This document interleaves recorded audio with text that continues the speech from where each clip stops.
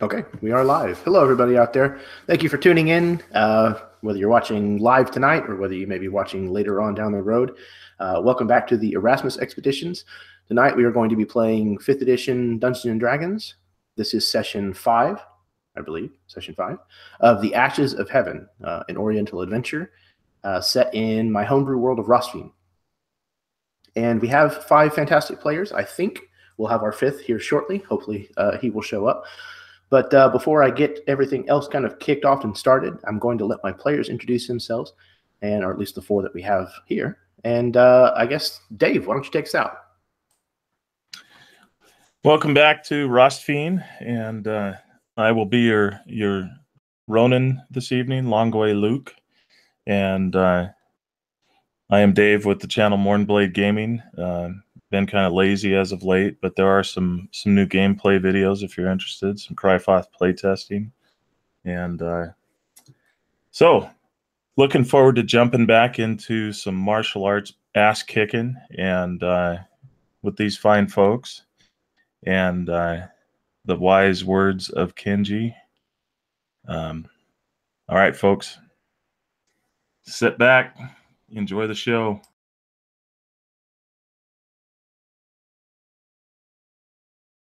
Excellent. And Carol, you're up next.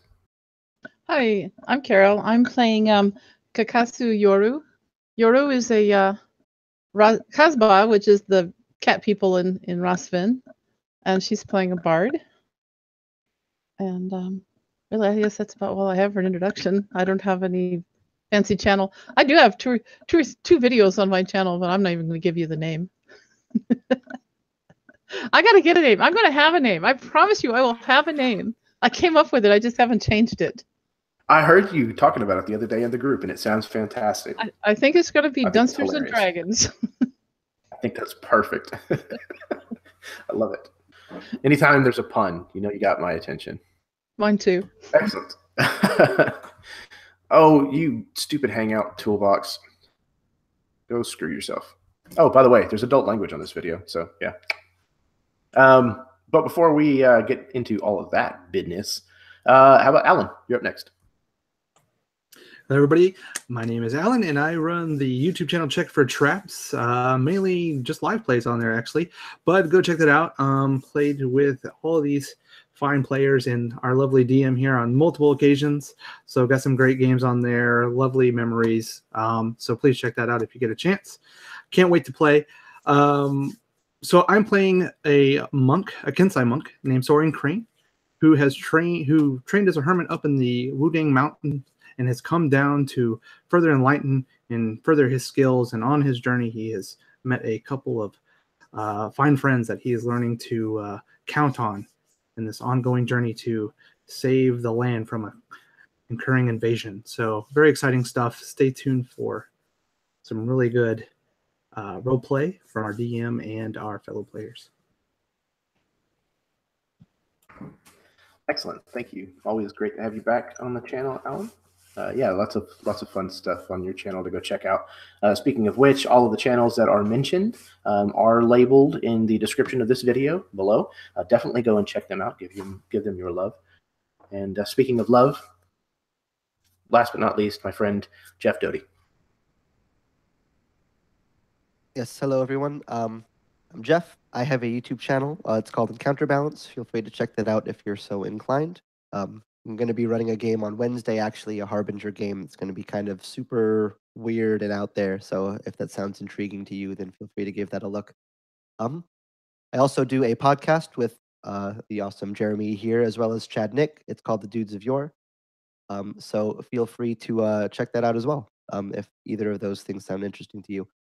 I am playing Kenji. He is a water sorcerer and a member of the Dragon Clan, which is kind of the one taking the brunt of the force so far that we've seen.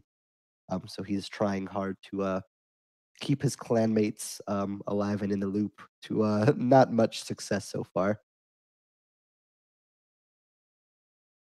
Absolutely. And as Jeff mentioned, the link for the Dudes of Yore is also in the description of the video down below. Definitely go and give us a watch, give or listen, I guess would be technically what it is. Yeah, whatever. Go check it out. So yeah, before we get started, I did warn about language. Again, sometimes the language as well as the topics kind of venture into the mature topic, mature arena. So if that kind of stuff does bother you, this is your last and final warning. And yeah, no hate mail, please. So you'll hear us talk about the Kung Fu system probably quite a bit in this game. And it's not obviously a feature of Dungeons & Dragons 5th edition usually. So in order to kind of find out what all of that is about, go watch Session 0. There should be a pretty self-explanatory, should be a fairly well-explained example in there that kind of gets you caught up to speed. So I guess now we're on to the recap. Last time, you had returned back to the city of Nuchi-Lang to find Mantis Clan soldiers beginning to make preparations for a defense of the city. However, knowing what you know of the barbarian force that has come down from the north through the Qingjiang Pass, you know that it's not going to be adequate. And the leader of the elves, an individual named Orinotuo, has pledged the elves to the cause of defending the empire because you returned having done a favor for him. And in addition, he granted you a boon, a belt, that was intended for the Mantis Clan royal architect. However, since he saw fit to send you in his stead to this meeting, he gifted it to your group instead of the architect. And the architect, not exactly the nicest individual. It looked like he had contacted the kuroyama from your warnings after all about there being an invasion, but did not take them completely to heart, nor apparently gave any of you credit for bringing this to the attention of the Mantis Clan, having taken that honor for himself.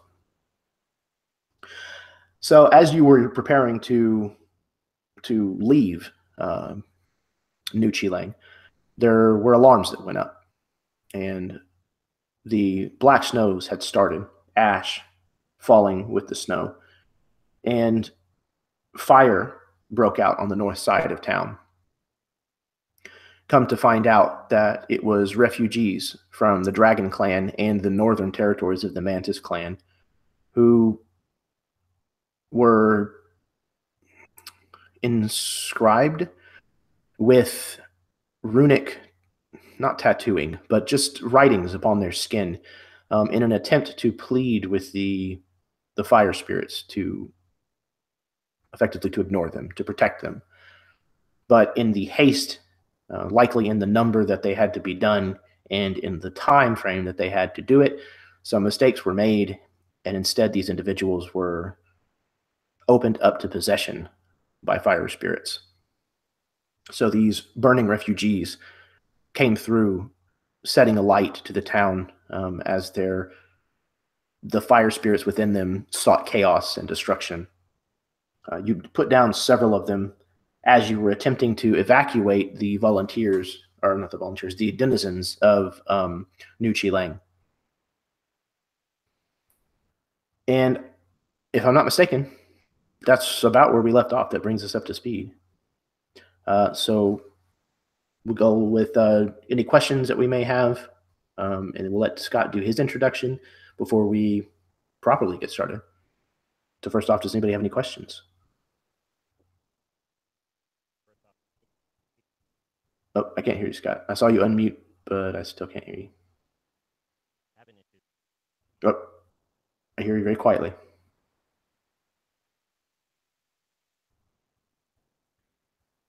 Okay. So we might wait until the half. I have to turn my volume up. It's the headset. Tyler had to do the same thing. You got to go in. Okay, hang on a second. Don't know how to do that. It's under the control panel. Okay, well, while I figure that out, hang on just one second.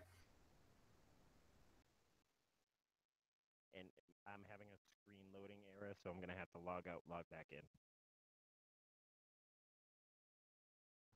Well, maybe that will help fix what's going on, because I don't know how to adjust your volume independently. But here it goes. Okay. Okay. You can go into the control room and I think turn him up or down. That's I don't where I know. would do it. Okay. I don't know if that does it for everyone or not, though. It does. Cool. So it probably Okay. did not fix my volume, but at least now. All right. I have you Hold tight, on the Scott. screen. Now try it. Can you hear me better now? A little bit. Better.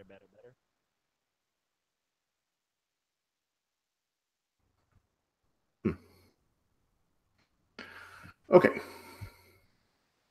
I think well enough that we can push onward, at least. Okay. So we find ourselves in the palace once again, where a mural stretches down the length of a hallway, many parts of which we have seen come to pass in artist representation of the places that we've seen and the encounters that these 5 heroes have endured. And as we kind of pan slowly sideways down this hallway, we find ourselves drawn closer as we see Nuchi Lang, snow and ash falling upon it, covering everything in a blanket of white and black. Sections of it are still burning, smoldering at this point, more than anything else. And near the south of the city, we see the 5 individuals who we know have become the heroes of this tale, having just slain several of these burned refugees, trying their best to escort the innocent from the city before it's too late. The city is not massively damaged from the fires, but the northern side of the town has been devastated enough that their defenses are weakened. And you know that that's the likely direction that the invasion force will be coming from. So this, coupled with what you have seen of their numbers, leads you to believe that the Mantis are woefully unprepared for what lays ahead. Yoru, you have managed to find your way back to your companions, kind of in a rushed hurry as you've noticed the commotion in the city. And I'll leave it up to you, whomever it is that you spy first, and how that goes. As Yoru's hurrying through the city, having heard rumors of where her companions have gone, she looks ahead and she notices Luke, her longtime, bodyguard, but also in a way a friend and companion. And so she sees him and she rushes over. Luke, I found you. And she sees everyone else too. Oh, You're just okay. in time. Yes, I've had a very interesting time, but it looks like you've had a pretty rough one. No rougher than we've seen before. As he kind of brushes ashes off his shoulders. Yes. I see that there's a lot going on with the refugees and the town on fire, and I've been out of town. I went to find out about the dagger I received. It's quite an interesting but rather long story. I think we'd best get on probably right now.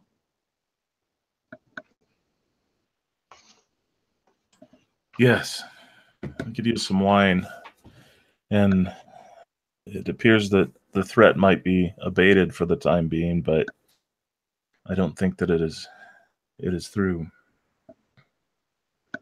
Oh no, it's going to be a long road. This architect is a fool. Boy. Wouldn't you agree? Granted, it wasn't barbarians on the march, but there's definitely a threat on the horizon. Other than the barbarians? Those weren't barbarians.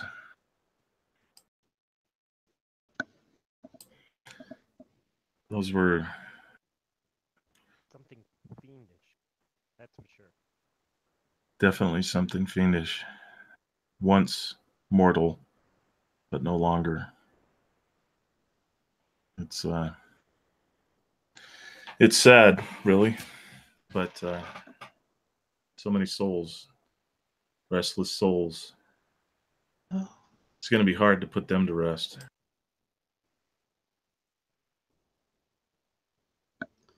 Yoru kind of frowns in sympathy because that's a hard thing.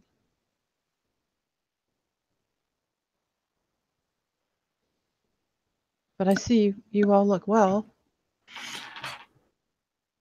Yeah. Had it not been for my companions, I think that their quick wit and sharp spells help us through. I think we make quite the team. As he kind of breaks half a grin and looks across at his friends. Yoru gives a quick bow to everyone. Just actually very happy to see them.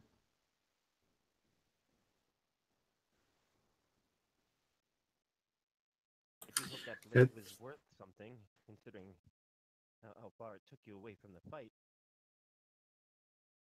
Oh, it was a bit of a task.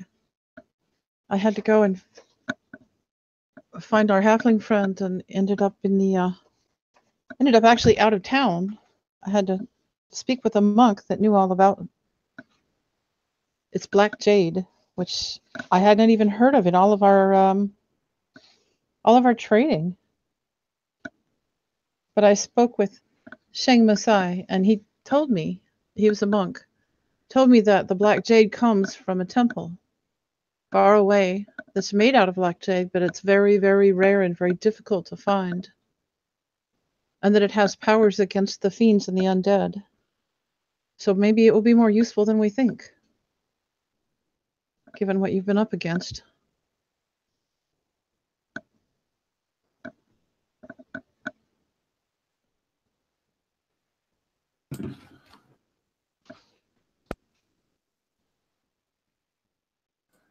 I think we need to determine whether or not the threat is, well, if we need to continue evacuating the city or not. What do you think?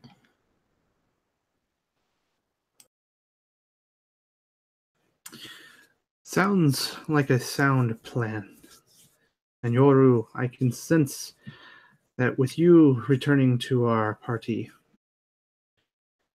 our energy flow is in harmony. I believe we are stronger this way. Should we investigate further on this threat?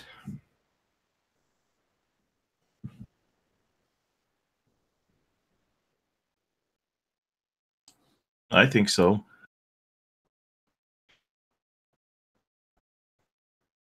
But I don't want to speak ahead of everyone else.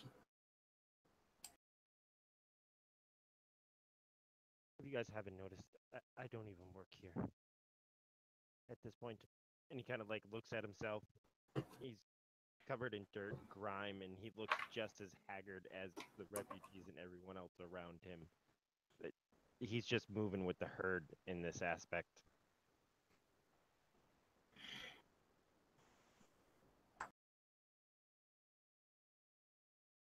Yes, anything we can do to do our part is well worth the effort. If that's helping these people, then I'm fine with that. It's looking into things elsewhere. There'll be that as well.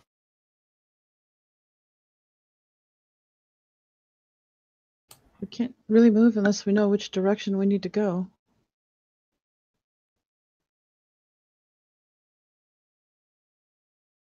I'm sure the refugees here know the next closest village, and that would probably be the next destination, the next warning spot along the way. If it's a smaller village, we may be able to get horses to move on to the next larger village, and perhaps, if we are actually listened to this time, might have a better defense when it comes time for the horde to reach them. Agreed. But we need more information about our enemy, or enemies, I should say. With little information that we have, we're going to find it very hard to convince others of the threat, other than just superstition and hearsay.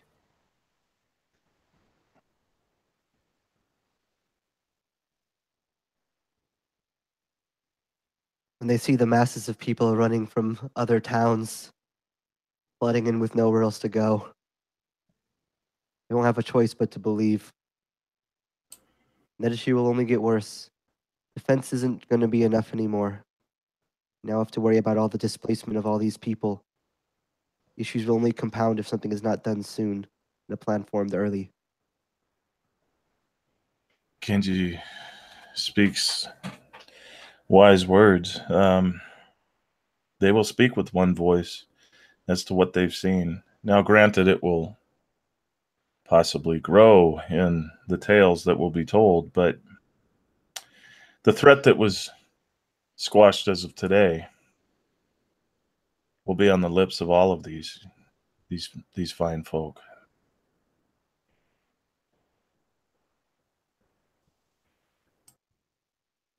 And if it has been a little bit blown out of proportion, so much the better.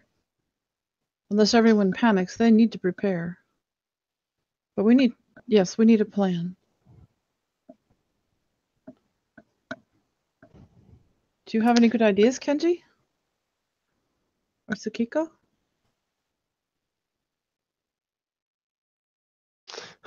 I've already put my plan, at least as much that I can think about right now, into motion as I move my feet along with these refugees.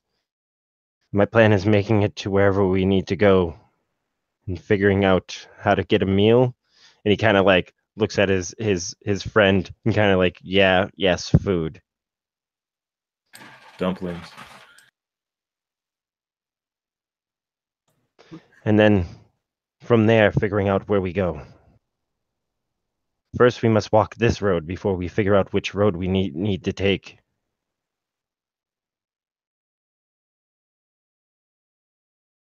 Yoro's obviously been traveling probably far and kind of fast, but she's not nearly as beat up as the rest of the crew.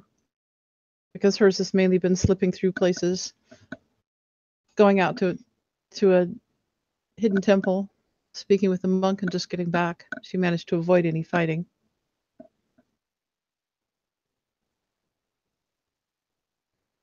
So I would also mention that since Yujin is trained in medicine, that he would also, spend whatever free time that he has, mending wounds, setting bones and bandaging any refugees and those kinds of things,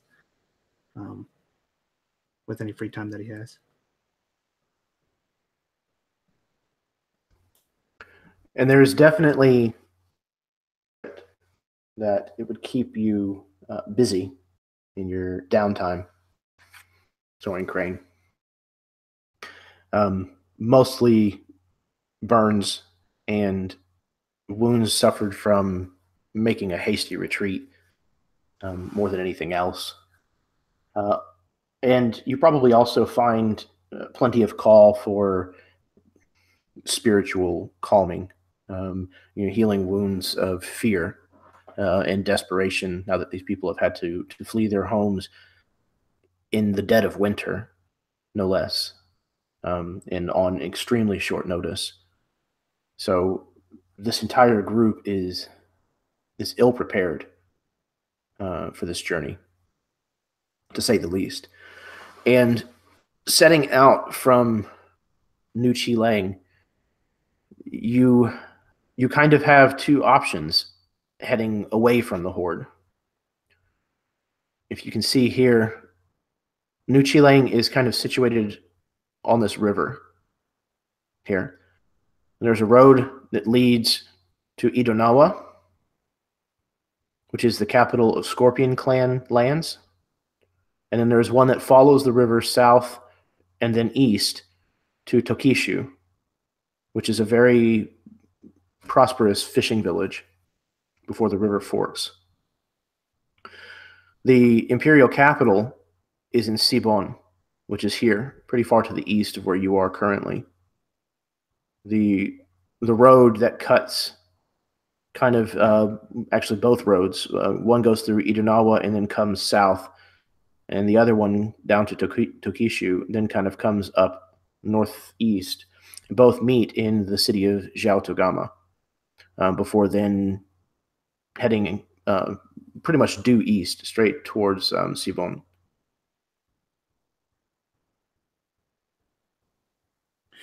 So with that fishing village, that's a river that flows down towards the capital? Yes, it is. Okay. I would suggest that we make our way to the fishing village. Perhaps there we can charter a small boat or a raft that will definitely speed our expedition to the capital.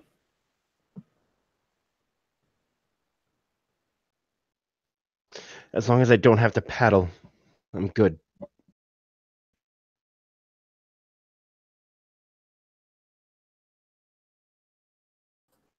No, we're going to have you hang off the back and kick. Oh, training. Okay.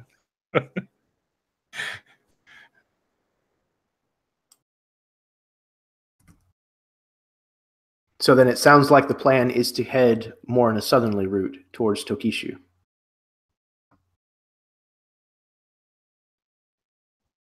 Yes. Yes. I think what we're aiming at is more of a main city. Well, which one would be the bigger? One is a major fishing village, so you'd figure that would be a hub in the area. It is a decent-sized village, but it is not a city. It has never been an imperial seat. The way that a lot of the cities in this empire work is whenever their clan has the imperial seat, they build an incredibly elaborate palace. And when the imperial seat moves on, the palace remains behind, usually sold to a very noble family or somebody who is wealthy enough to move in, or sometimes they become temples. So Idonawa is definitely a larger city as far as the just straight populace goes. And you say it was like the center of the clan? Yes, it is the clan capital for the Skorpion clan. Perhaps going to a clan capital might spread the word to someone in power more quickly, or with more power to deal with it than the fishing town. But the fishing town, you have probably more food and better transportation to the capital. What do you think? And she looks around.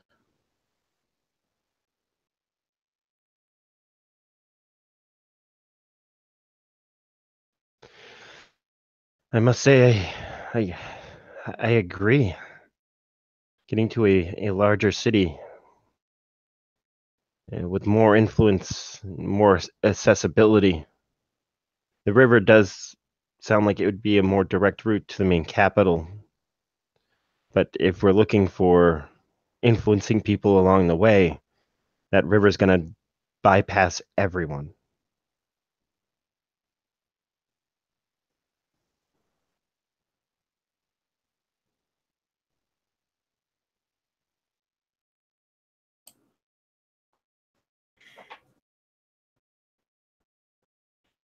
That's a good point.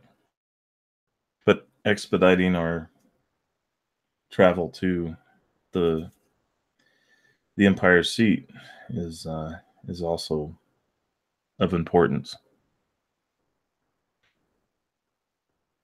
Which way would the refugees be heading? Are there refugees headed out of town? And which way do most of them choose? It seems like the majority of them want to head mainly south to try to hopefully escape more directly from this supposed invasion, as well as escape the potentially more harsh area of winter. Mm. So it would seem to me, and she bows her head down, that warning the Skorpion clan might be more important. The refugees are going to let the fishing village know. It'll be obvious to them that there's a problem.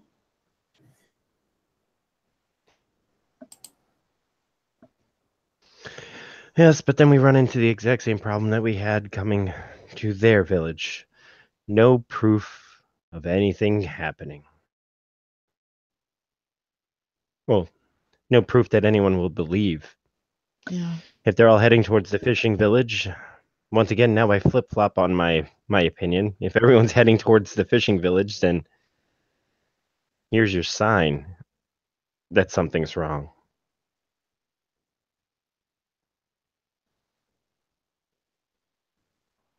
So, 2.5, 1 dozen of another. Yujin, what do you think?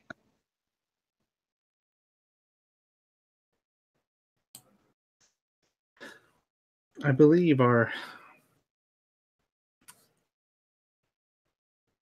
best direction would be towards the fishing village.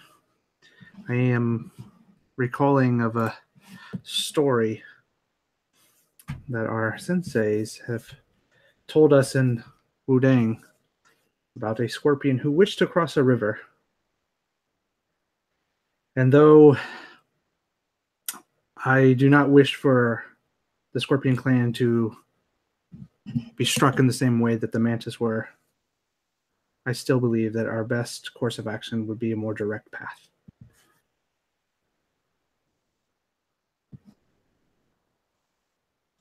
That does seem wise. And for once, it seems like this might be the best answer just for the pure fact that he's thinking with his brain and not his stomach. That is unusual. Well, I mean, it is a fishing village. I imagine there would be plenty of fish there. And so he does have an ulterior motive. Nonetheless, I think you'd probably like to eat too. I did mention that. And certainly the speedier transportation up the river might be a very good choice to get us to the capital. Then I believe we've come to a conclusion. We protect the refugees on their way to the Skorpion clan in the... It was a Skorpion clan, right? Is that part? Yeah. And the fishing village, and from there, hopefully we can pay for or commandeer a boat. Bring us to the capital and expedite our travels. As long as Yujin hasn't spent all our money on food, we should be all right. Eugen only spends my money because he doesn't have his own anymore. Yeah, Eugene would just close his eyes and he puts his hands together and he goes, "The gods will provide."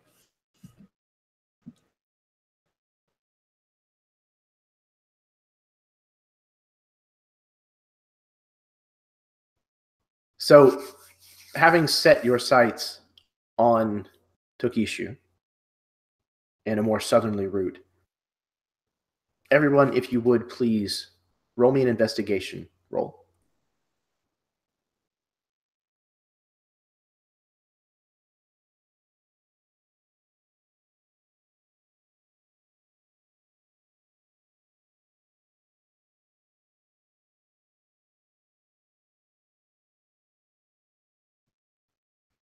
So everyone, with the exception of Yoru,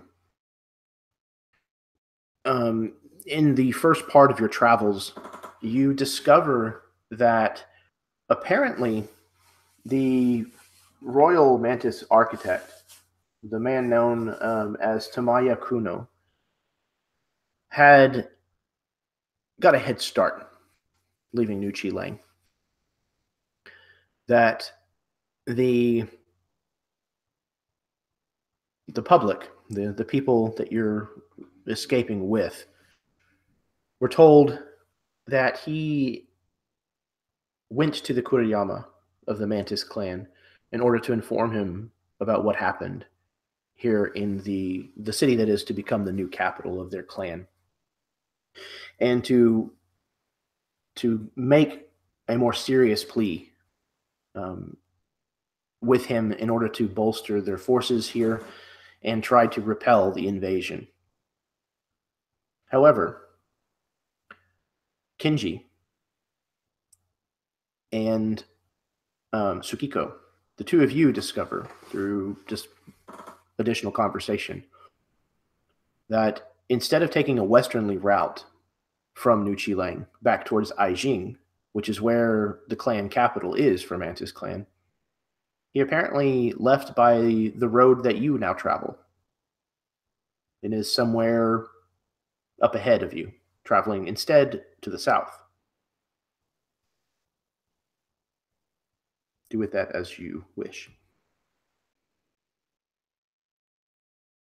All right, explain that just one more time. So the gentleman, the architect who gave us all kinds of troubles in the beginning at this, bounced before everyone and is heading down the road that we are now heading towards the Skorpion clan. And how exactly have we picked this up? By track, trails, word of mouth? Yes, word of mouth, by talking with the refugees. He left early on whenever the problems started last night, and what he told everyone was that he was going to speak with the kuroyama, but instead of traveling west, which would take him to where the kuroyama lives, he is instead taking the road that leads south. Would absolutely inform the rest of the group about this. And it was myself and Kenji that noticed it. Okay. And kind of would. So, from what we learned, our architect friend, and he's speaking to Kenji, kind of like nudges him with his elbow. What do you make of our architect friend somehow making it up ahead of us?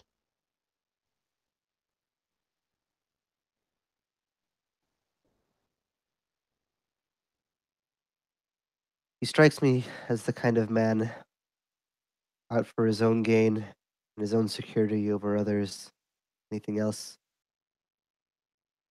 Perhaps he does not intend to spread the word, but run for safety himself. South would be the furthest way away from the coming forces. We're trying to ensure that you are not caught in the crossfire. That would be the direction you'd run. Perhaps he's a coward. Perhaps he has some other plans. Hard to say with a man like him. Something that's worth checking up on either way. And keep an eye out for his tracks. Perhaps we might find him somewhere along the road, camping. Remind him of his honor or lack thereof. One who loves to throw around the word, but when it comes to actually standing by it,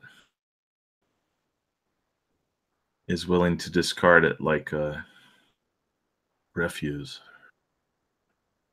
That is no man. Yes, all of his speaking of honor. And he has none. And Yoru kind of scrubs at her whiskers for a moment in disgust.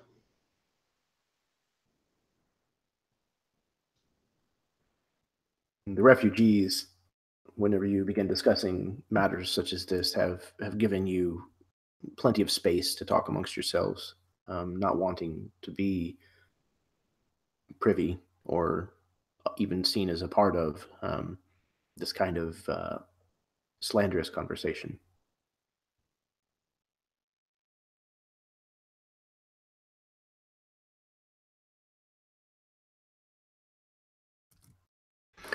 You travel on for a while with not much sign.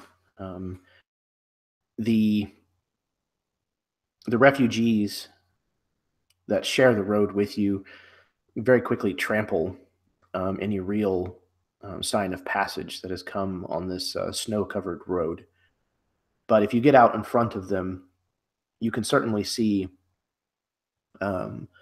signs of passing. You see both booted humanoid passing, as well as the bird impression of the umaji, which are used as riding animals in these lands, since horses are actually very quite rare in these lands here.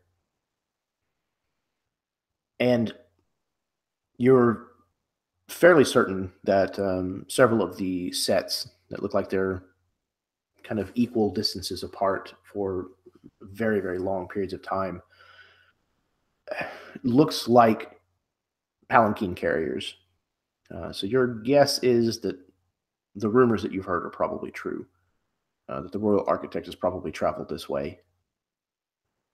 And before the sun sets on the first full day of traveling out of New Chilang, you see a few individuals on the road ahead, and they are carrying the mon of the Mantis Clan and are on Umaji back. They are mounted.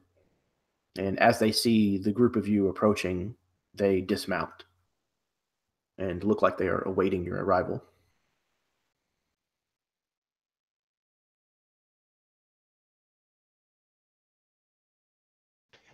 And being part of the Mantis Clan, well, good portion of these refugees are Mantis, but he himself being of the Mantis Clan, he would probably not hesitate to approach, bowing deeply, and but still weary and kind of like in a posture in which if fighting needs to happen, he's already ready already, but looks non-threatening. Yoru would go forward with him as well, with her claws sheathed and ready to do whatever we need to do. She's not right with him. She's a little behind him, but she also bows very politely. One of the men steps forward. His spear already kind of somewhat held aloft. He kind of ushers some of the refugees past him, telling them to continue on.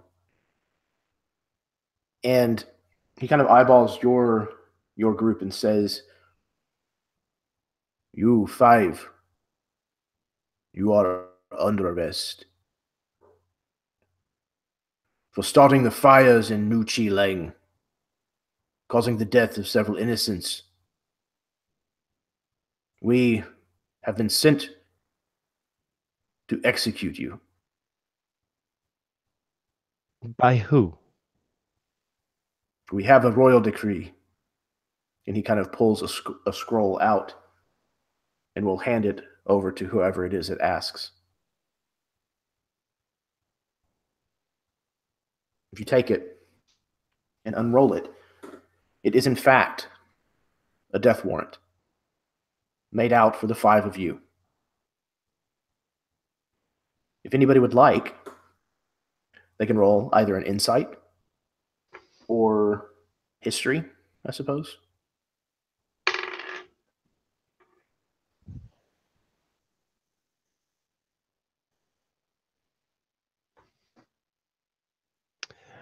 looking at 17 on a history.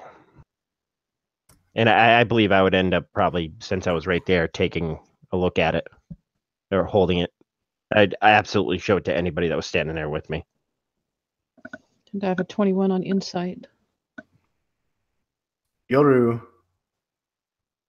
has the gut instinct, and between Luke and Sokiko, there's no question in any of your minds that this was signed very recently by the Mantis Clan Royal Architect. Though you've never seen his seal yourself, you're pretty sure that that's what this is.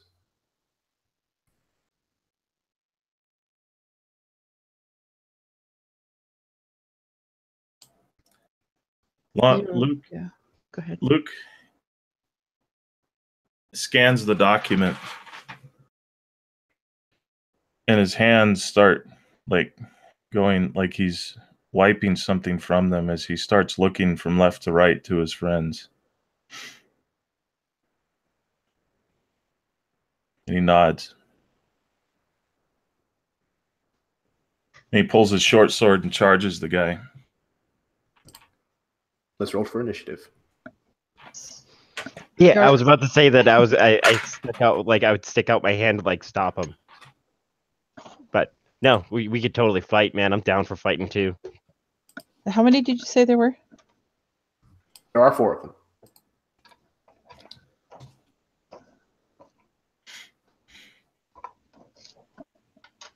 All right.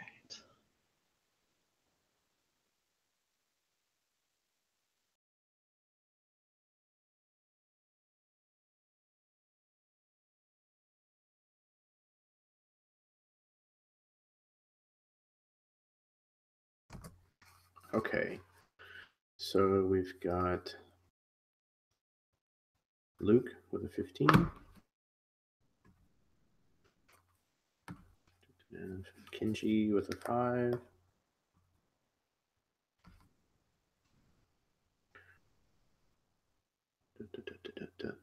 Jin with a 4.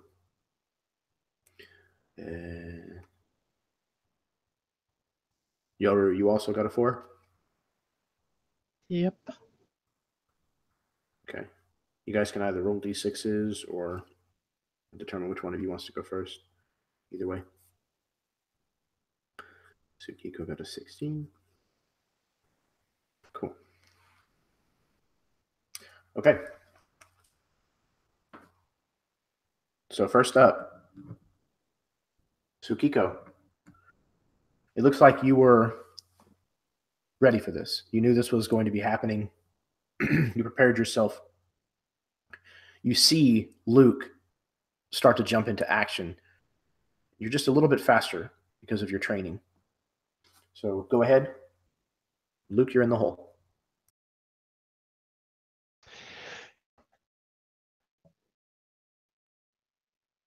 He sees Luke lunging, knowing full well that he's a little bit faster.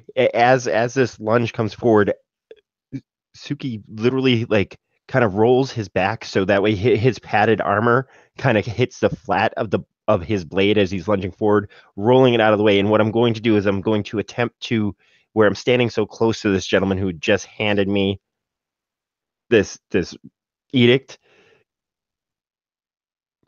almost like a it would be a grapple nonetheless, as he kind of like grabs to like spin and throw this guy almost to the ground like a trip. And I will absolutely for this actually no, I'm going to use my disarming attack, but just with my hand. So he rolls in, and I'm going to try to take the spear from him and put them on a defensive, like maybe almost putting a stop to this as he kind of pushes Luke's. I'm going to try to push Luke's weapon aside to step in between and kind of subdue this guy in between things. That makes sense. Okay. Yeah. Yeah, we'll say that with your bonus action, essentially you'll impose disadvantage on Luke's initial attack. And then you were trying a disarming attack? Yes. Okay. So it's hit a creature with a weapon, and here I'm just going to be using my hands as almost like a grapple kind of deal, Sure. and I'll use my superiority dice and try to get him to not drop, but like take his weapons from his hand. Pretty sure Right. superiority dice is a D6. D8. D8. If it's a Yeah, battle in master. this instant.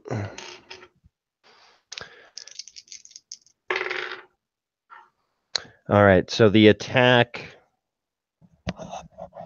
with just my dex looking at 18 on the attack and 3 for the superiority dice. So force it to drop in there. Yes, that will absolutely bypass his armor class.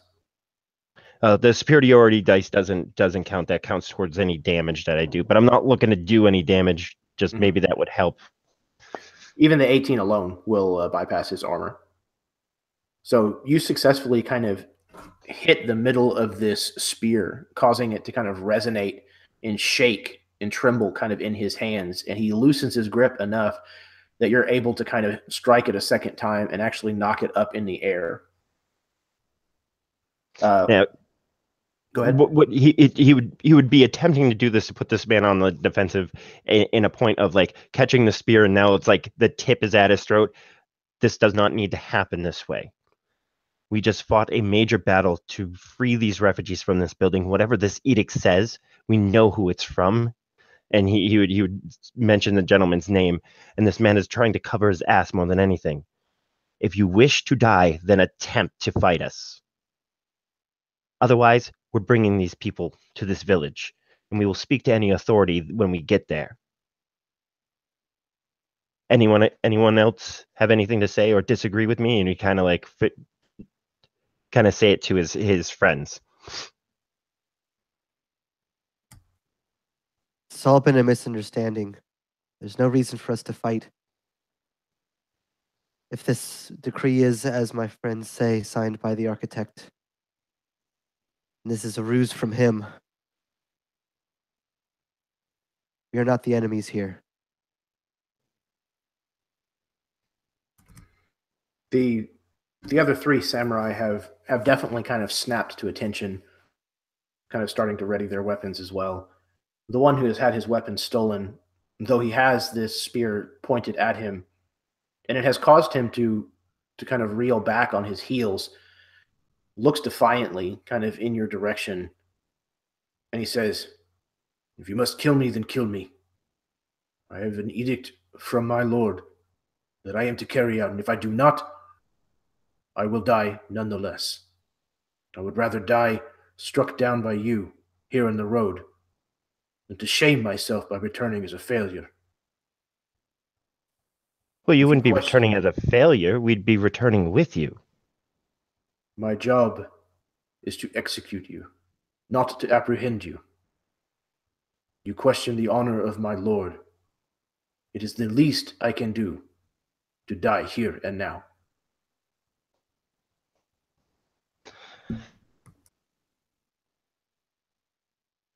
Well, my turn is over, so have at it, boys. Looks like we're fighting either way.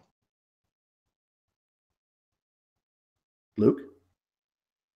None of them have struck yet. It's your turn. So as Luke is moving forward and he sees the reluctance in Suki and the tone of the voices, he draws his wakizashi and pulls out his scabbard. And as he pulls it up, you can see that the lacquer is cracked in places and it's been worn. And it kind of flashes before his eyes as his kind of grits his teeth, just realizing his own lack of honor according to everyone else. And he swiftly, kind of slowly, almost takes a knee and swipes the scabbard on the back of the guy's legs. So he's sweeping them out from underneath him to fall back on his back. So knocking him on his ass.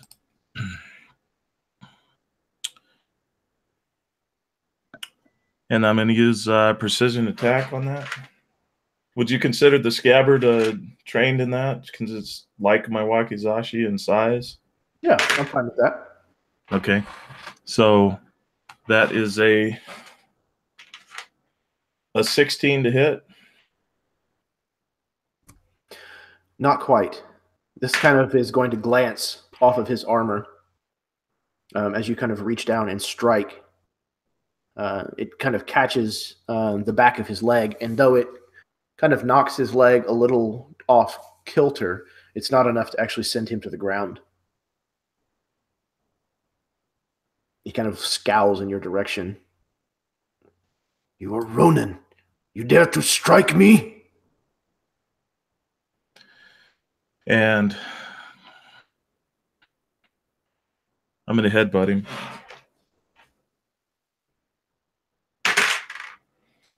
That is an 18 to hit. That'll do it.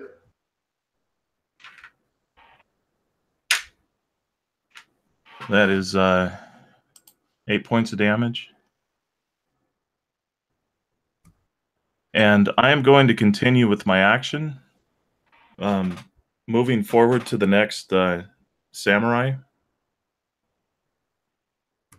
if I can, with movement. Okay. Do you have anything like mobile that prevents them from taking attacks as you disengage from them? Going to use the evasive footwork, which is one of my martial battlemaster types. So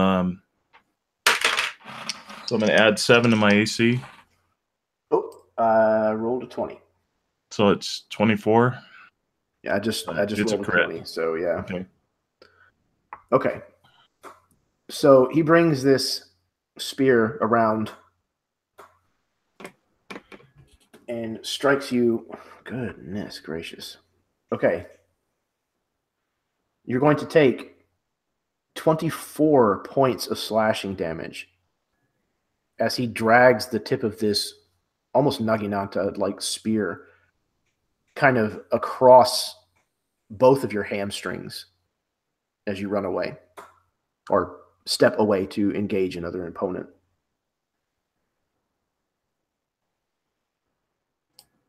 Okay. Then I'd like to use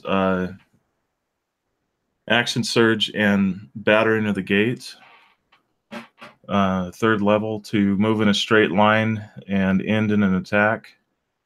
And I'm going to headbutt the one that I was looking at. So what this kind of looks like is I kind of arch my back as the things hit, and I just sort of roll my head like I'm like centering the pain, and I stop, slow for a second, but then I end up moving forward just, with innate speed as I'm moving forward to follow through with the next one. And that is going to be a total of 22 to hit. Yes, that absolutely will contact. And that's 5 points of damage.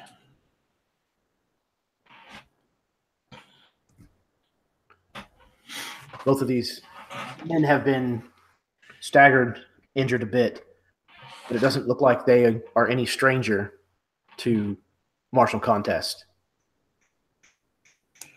And as I finish the maneuver, I kind of step back and look down like this and set in a defensive posture with the scabbard in one hand, but the wakizashi back. The individual who was on the ground does a kip maneuver, suddenly jumping to his feet with a spry kind of action. And he's back at the ready. And he steps forward to surround Luke with the companion that he just closed with. And he's going to attempt for another spear swipe at him.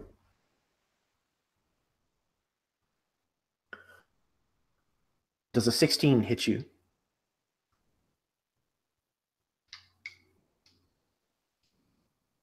I'm sorry, Dave. I didn't see or hear you.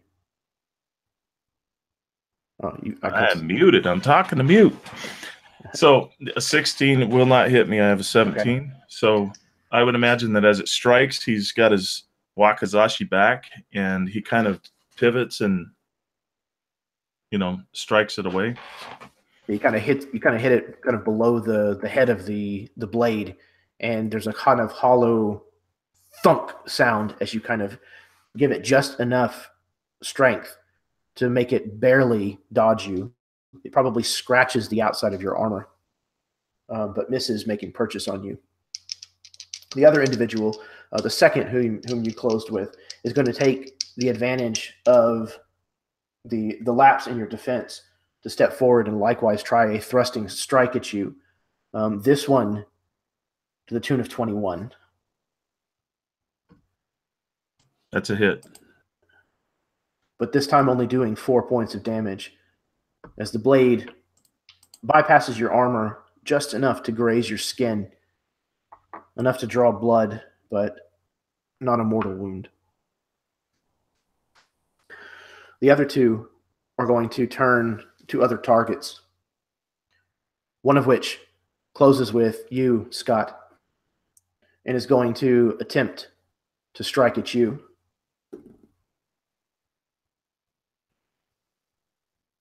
With a 19. Okay. He also is going to do 12 points of damage as he catches you, a little unawares perhaps, as this other one is unarmed before you. The unarmed one performs a stance that you recognize well, Tsukiko. He falls into kind of a bug-like, mantis-like stance, his arms kind of pulled up into crooks, and he is going to step forward and attempt to strike you with a move that you know is called Rapidness of Rain.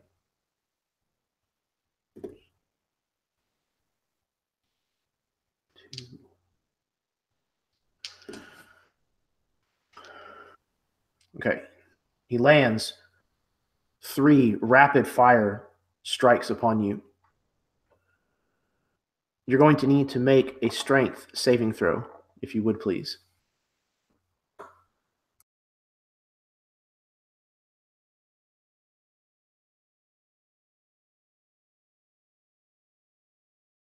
Modified 20.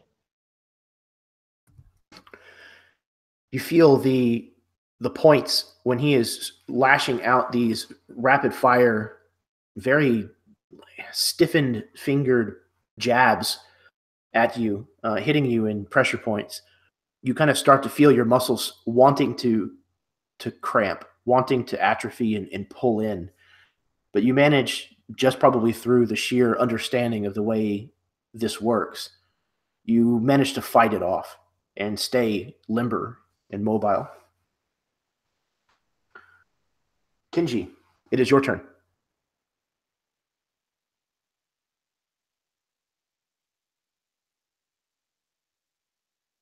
Kenji is still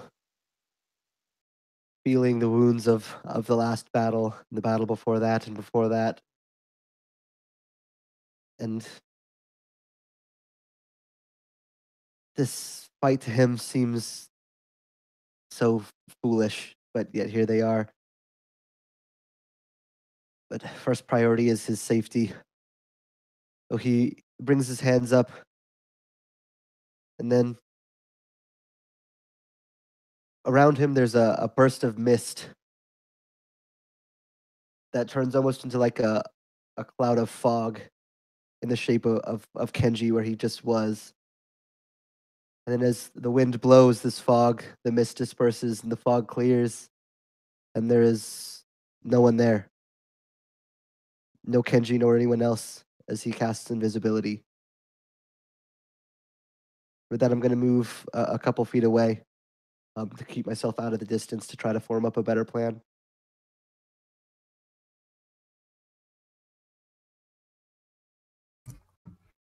So as Kenji shimmers from some sight, there's an audible gasp from the refugees who are kind of watching this all unfold from a little ways up the road. The samurai of the Mantis Clan definitely seem to be a little caught off guard that some of you possess that kind of magic, but not completely caught unaware by it. So as Kenji shimmers from view, Yoru, what do you do?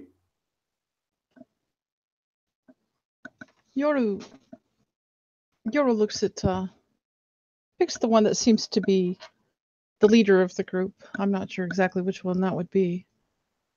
I think she's going, not the one who's injured, but one of the others. And she starts to chant and points with one of her claws. And all right, she cast hideous laughter on the one that she hit, and I rolled a 20. Excellent. So that's an attack-based spell, not a saving throw? Oh, it is a wisdom saving throw. What a waste of a 20, huh? Well, I'll tell you what. Carol, I love you. You can hold on to that to your next roll. All right? All right. Oh, well, okay. He rolled a 19 on his saving throw, so I think that's probably... He saved. Yeah. I think. That would be my normal spell save DC, wouldn't it? Yes, it should be. Yeah, that's 14, so. Okay. But Go ahead. she has another thing to do here. So, but seeing that failed, then she kind of shifts her weight back to my back foot, and she gets into a defensive stance, and she prepares herself for any possible attacks coming in. Oh, that's the wrong one. Oh, there we go. I thought it looked wrong. Her face starts to look more and more snake-like, and her eyes go into slits somewhere between a cat and a snake, and her fangs look even longer, and her tongue starts to fork, and her arms look almost like a cobra hood, and she makes this, and that same creature, she's going to has to make another wisdom saving throw, and if they fail, they gain the frightened condition. That's the hood of the cobra.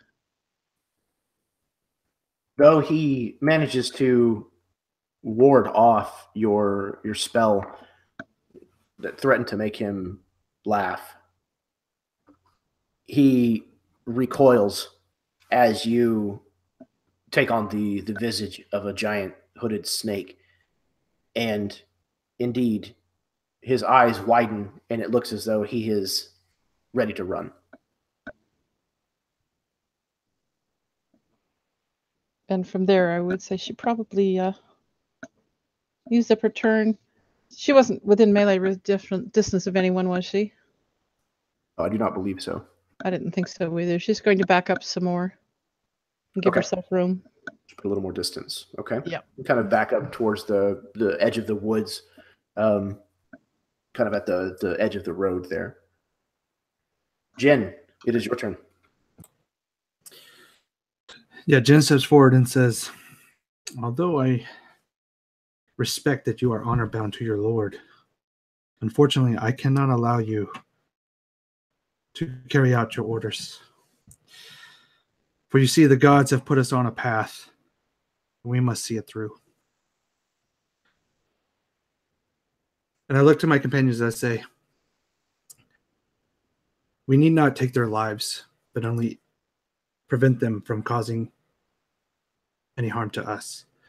With that, he takes his lacquered sheath and he just kind of springs forward, and as he moves, the blade slides out and he grips, and like a graceful crane, he just kind of soars in, and he will attempt to attack the leader with a 24. That certainly hits. Okay. And although I'll roll damage here, if I could, I'm looking to see if I could just precisely strike at the bindings of his armor to kind of like release the breastplate.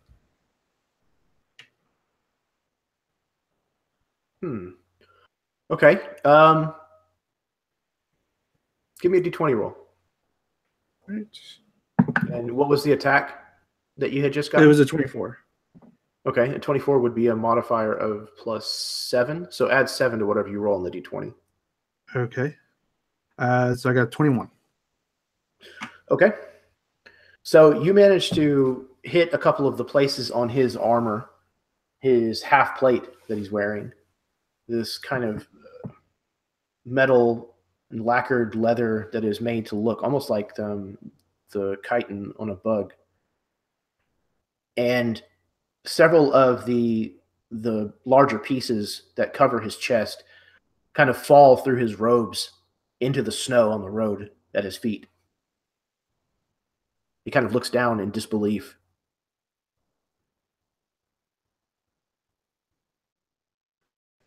Said, I do not aim to take your life, but I will spare yours today. Perhaps you can carry out your orders another time. And I just kind of hold my blade as it just kind of hums there towards him. And I will, since I attack with my side blade, I'll get my +2 to AC. And I will spend 1 key point to take patient defense, which will allow me to take a dodge action.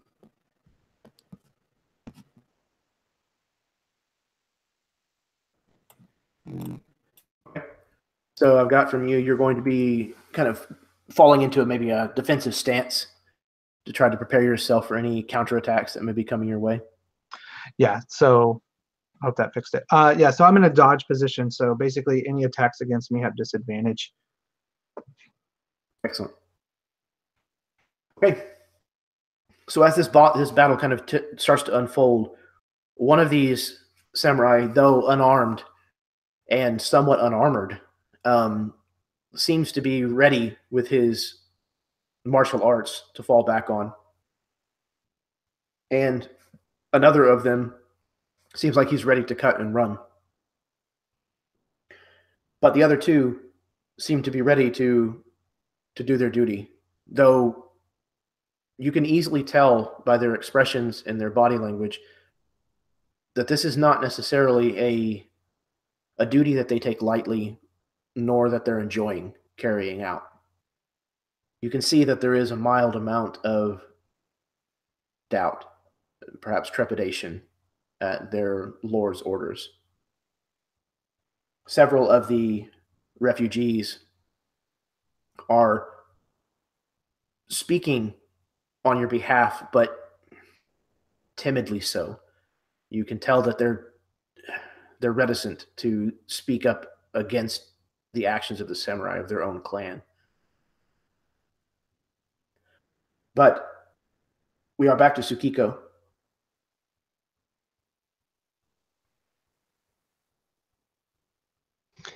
All right. So I take it the leader was the one who probably gave me the writ. Yes. That 2 people have kind of attacked around me.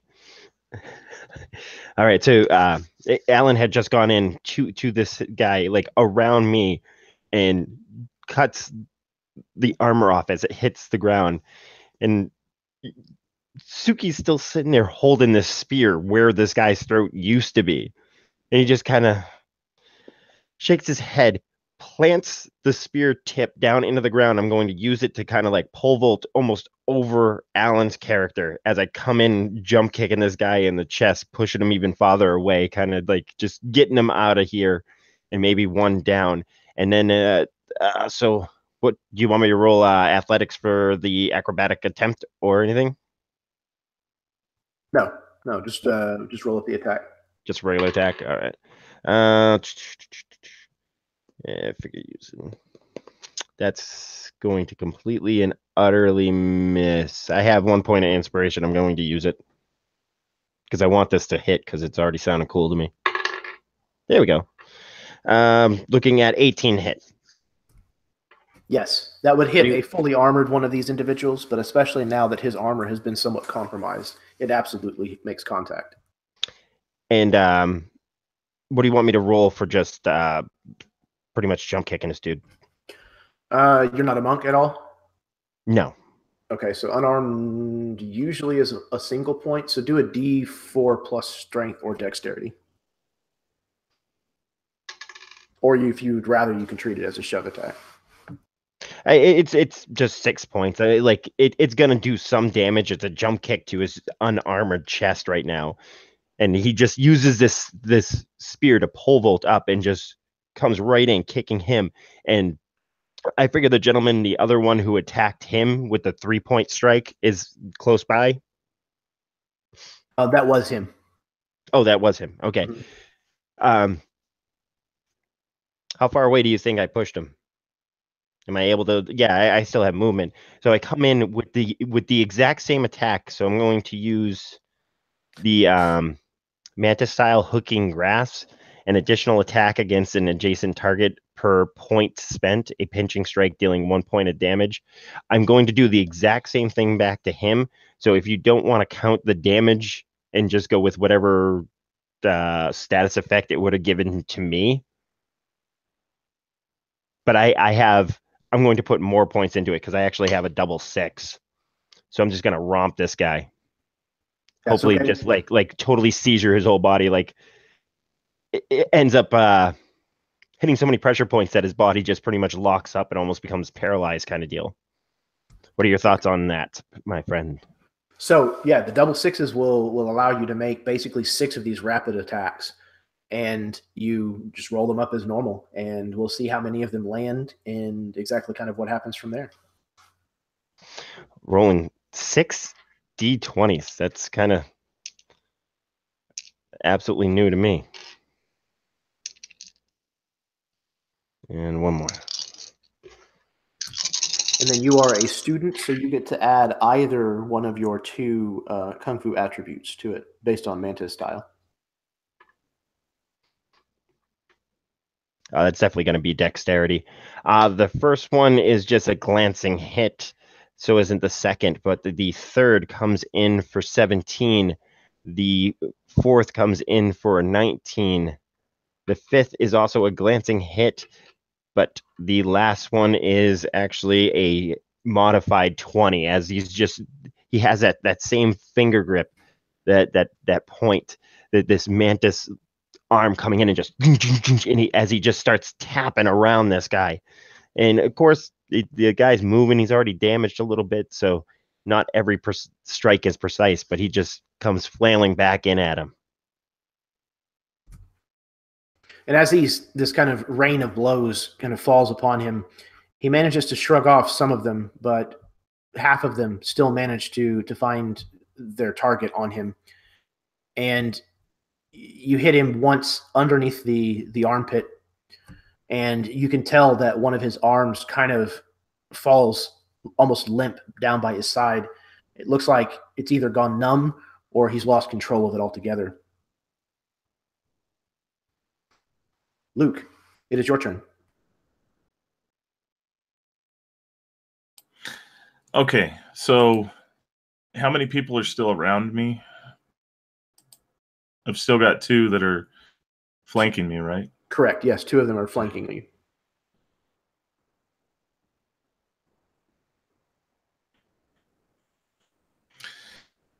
He's going to start pawing his foot on the ground like a ram. And as he does so, hope you don't mind me doing this for flavor, he's resheathing his wakizashi. And then he reaches in and pulls out his tetsubo. And he pulls it down before him. And I'd like to try something interesting.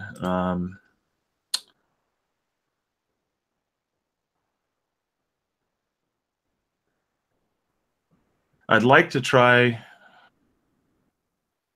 Well, I don't have any kicks involved in my kung fu maneuvers. Yeah, I think. I think Iron Hoof kick might be 6. Yeah. Yeah. So goat navigates ledge is Yeah, I think it helps with balancing. yeah, and route of the mountain.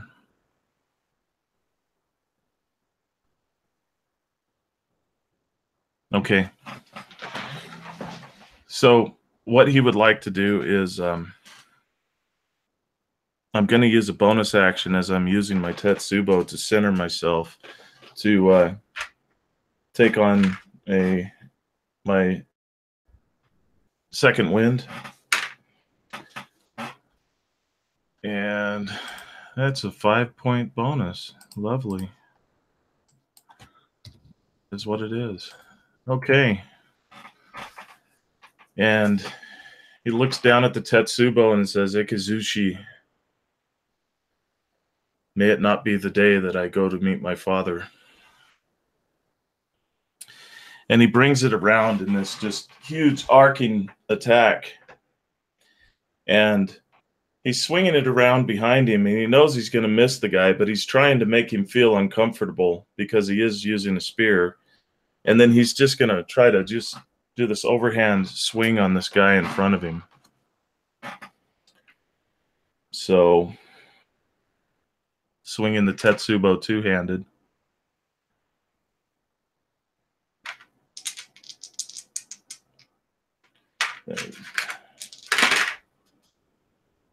That is a total of a 19 to hit. Yes, that absolutely will connect. Okay, so he's doing a total of 9 points of damage.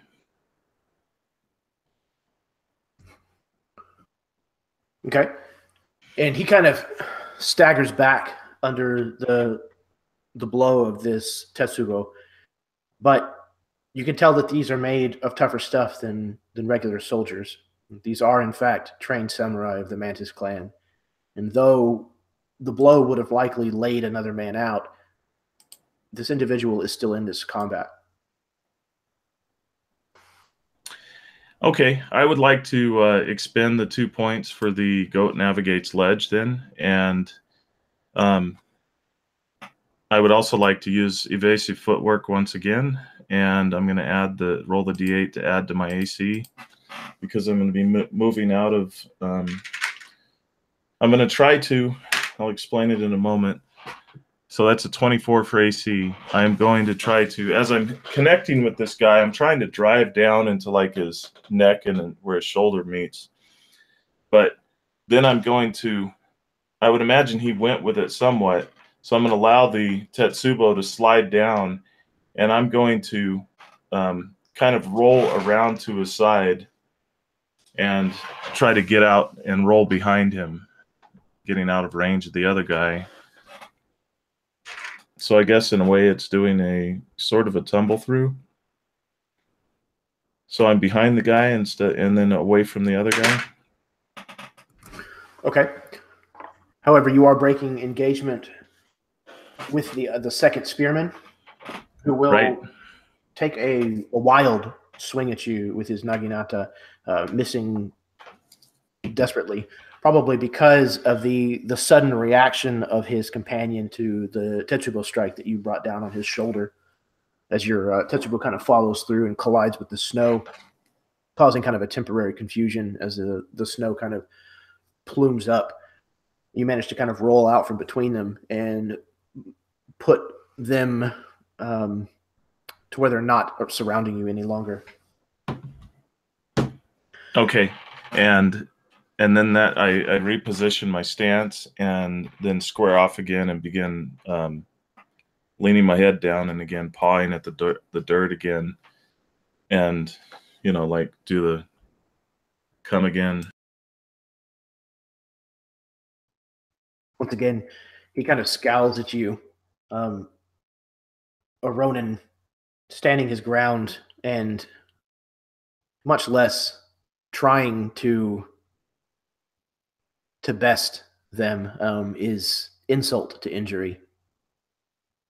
And about the time that they begin to lunge for their attacks, suddenly the road goes dark. and you hear movement all around you, the crunching of snow barely audible, as somebody is moving with swift speed. And that's where we're going to take our break. So everybody, we are going to take a 10-minute break. Go to the bathroom if you need to, refill your drinks, smoke them if you got them, kiss your spouses if they happen to be nearby, and we will be right back. So hang tight, and we'll kind of find out what's going on right after this.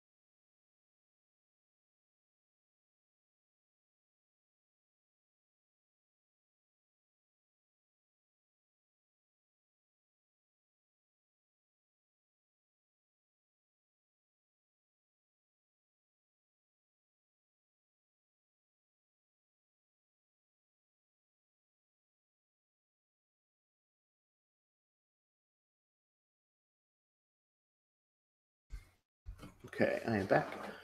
Give everybody else just a little bit before we get back into this. Thank you, everybody, for tuning in this evening or for tuning in at a later date. Appreciate the watches very, very much.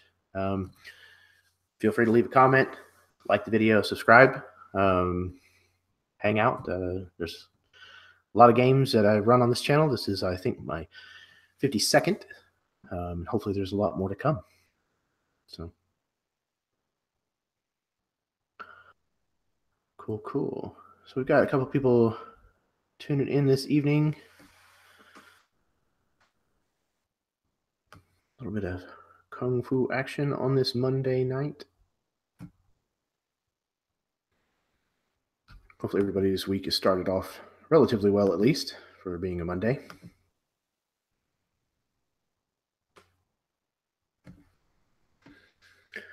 All right, everybody, just hang tight. We will roll back into this in just a moment.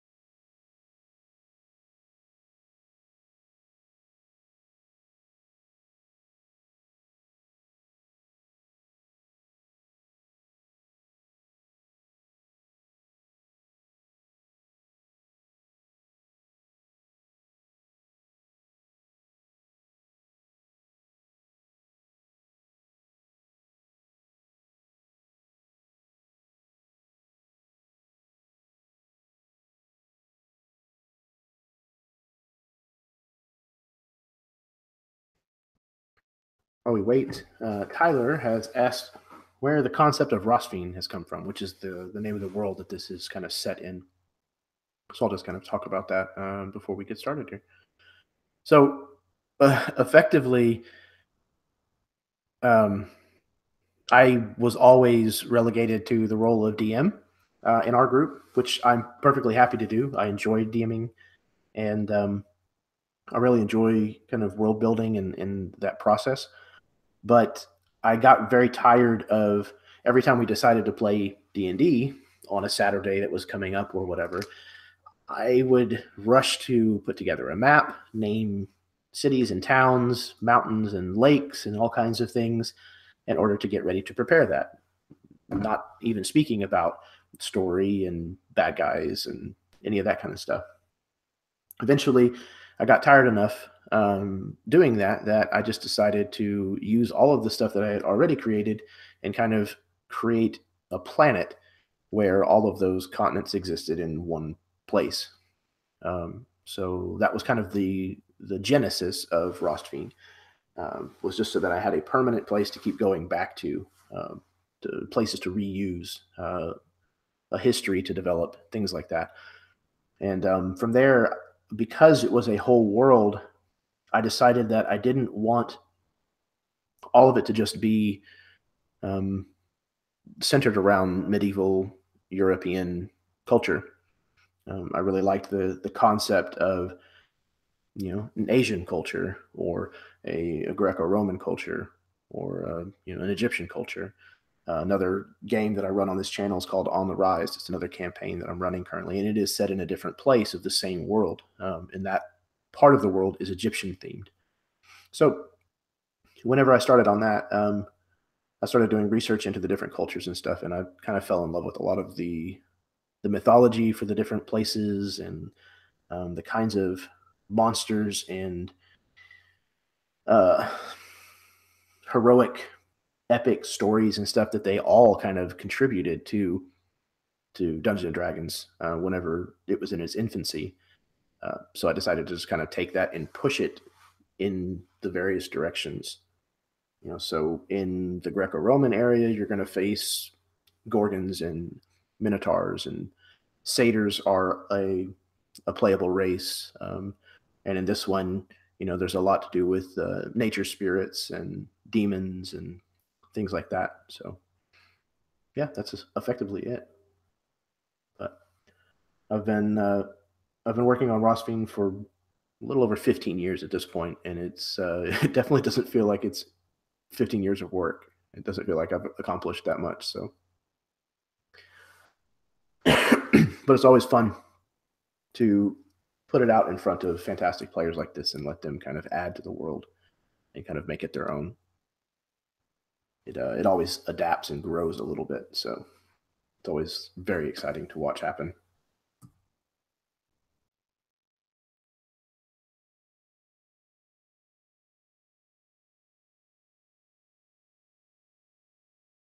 And we appreciate the fact that you do it.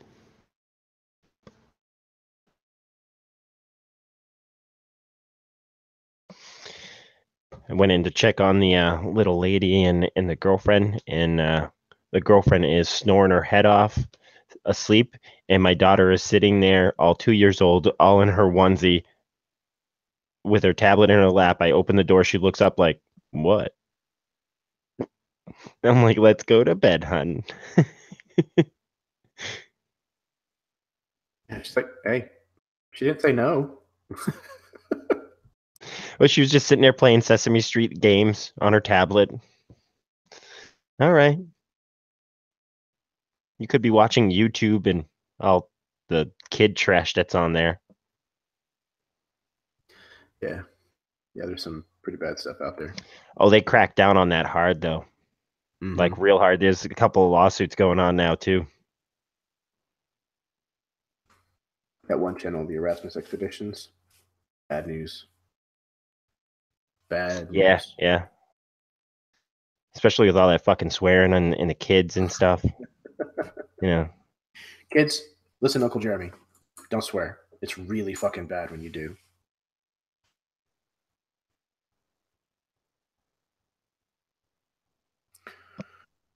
Okay. My grandkids would laugh at you. Me? Yes. No way. I'm not a funny Oh, person. Uh-huh. Not in the least. Okay. I've been told I have no sense of humor, so. That is definitely not the truth. I don't know. By a friend you should know. You know, what do you say? Alan is asking after Masters of the Universe. Yeah, I think I have that planned for February, hopefully. I made a Masters of the Universe version of the Expedition engine, which can also be found in various forms. Not the Masters of the Universe version yet, but various other forms of that system can be found scattered around the channel. And very, very soon, I plan on running a Masters of the Universe version of it. So hopefully it's going to be a lot of fun. The audience demands a TPK. Uh-huh. Well, the way it's set up, it seems like that would be an easy thing to do, too, wouldn't it?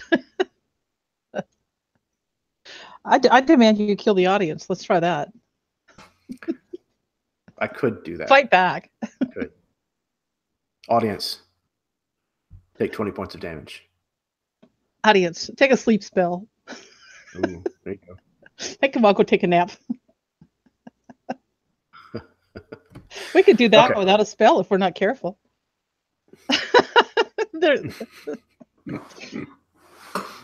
Let's hope not. I've had a player fall asleep on me. That was fun. That's my good friend Baron. Baron, if you're listening, yeah, man, it totally happened.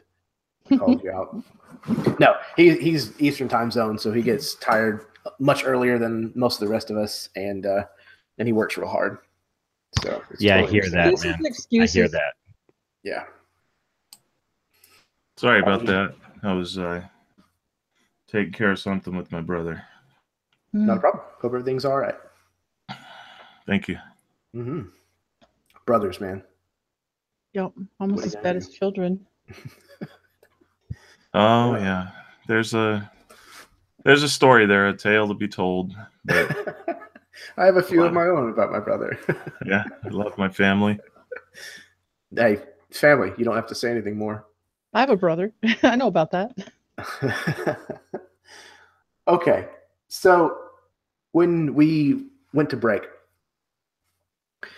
the battle between the Mantis Clan samurai and our 5 heroes was boiling over. And as these refugees kind of stood nearby watching, suddenly the pitched battlefield was thrown into darkness. And there's a sound that can be heard of individuals moving in and out of where all of you stand. You can hear barely the passage of crunching snow as somebody or something is darting even between some of you and the Mantis Clan samurai. It is completely and totally black. Darkness has descended upon you.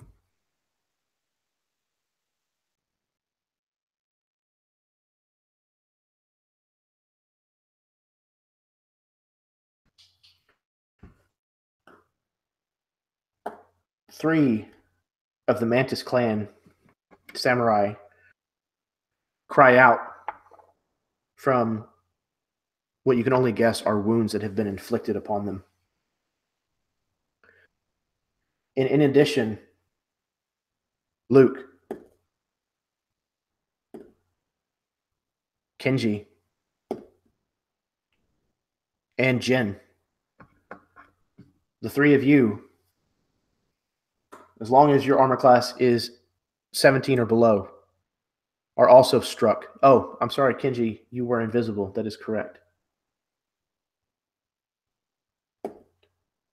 They missed you.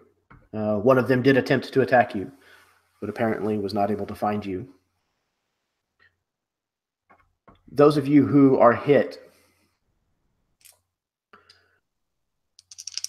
you are going to take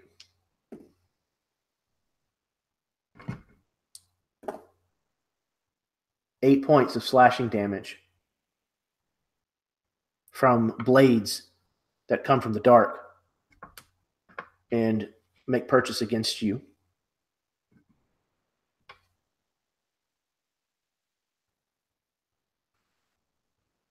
So now that you have found yourself in this darkness, one of the samurai has turned and fled, trying to get away from Yoru, but settling for getting away from the darkness as well. The other samurai seem to be kind of lashing out around them, trying to figure out what's going on. They start shouting things about your cowardice, apparently blaming you for the sudden change in the battlefield. Kenji, it is your turn.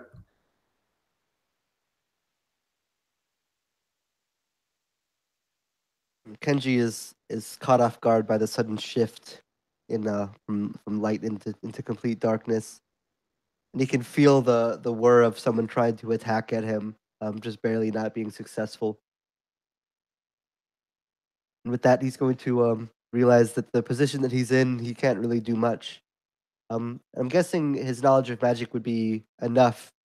He might be able to guess perhaps what's happening, and is just going to attempt to go.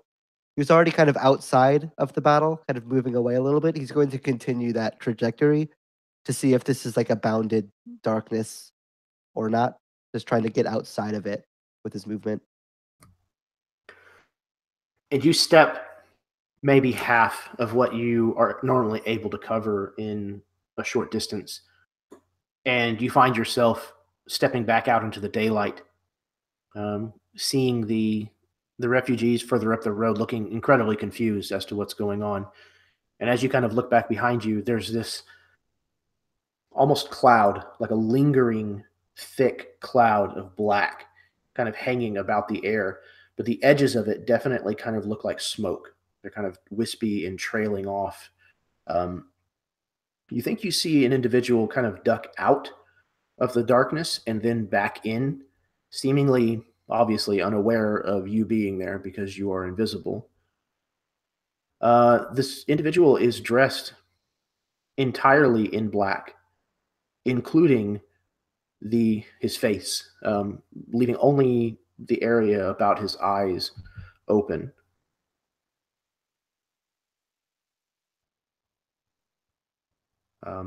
Yeah, what do you wish to do?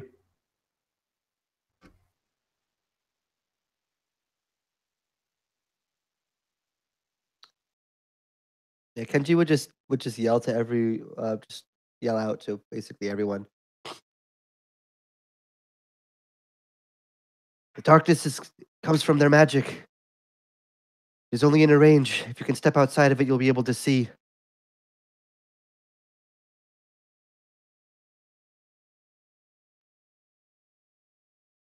And from there, he's just going to take another couple steps, having given away his position with his voice. Take another couple steps, kind of in just like a parallel, like concentric circle to the sphere of darkness.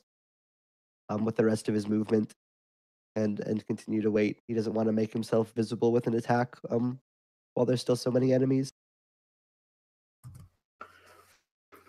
So as Kenji repositions himself, having shouted a warning to the rest of you, Yoru, it is your turn.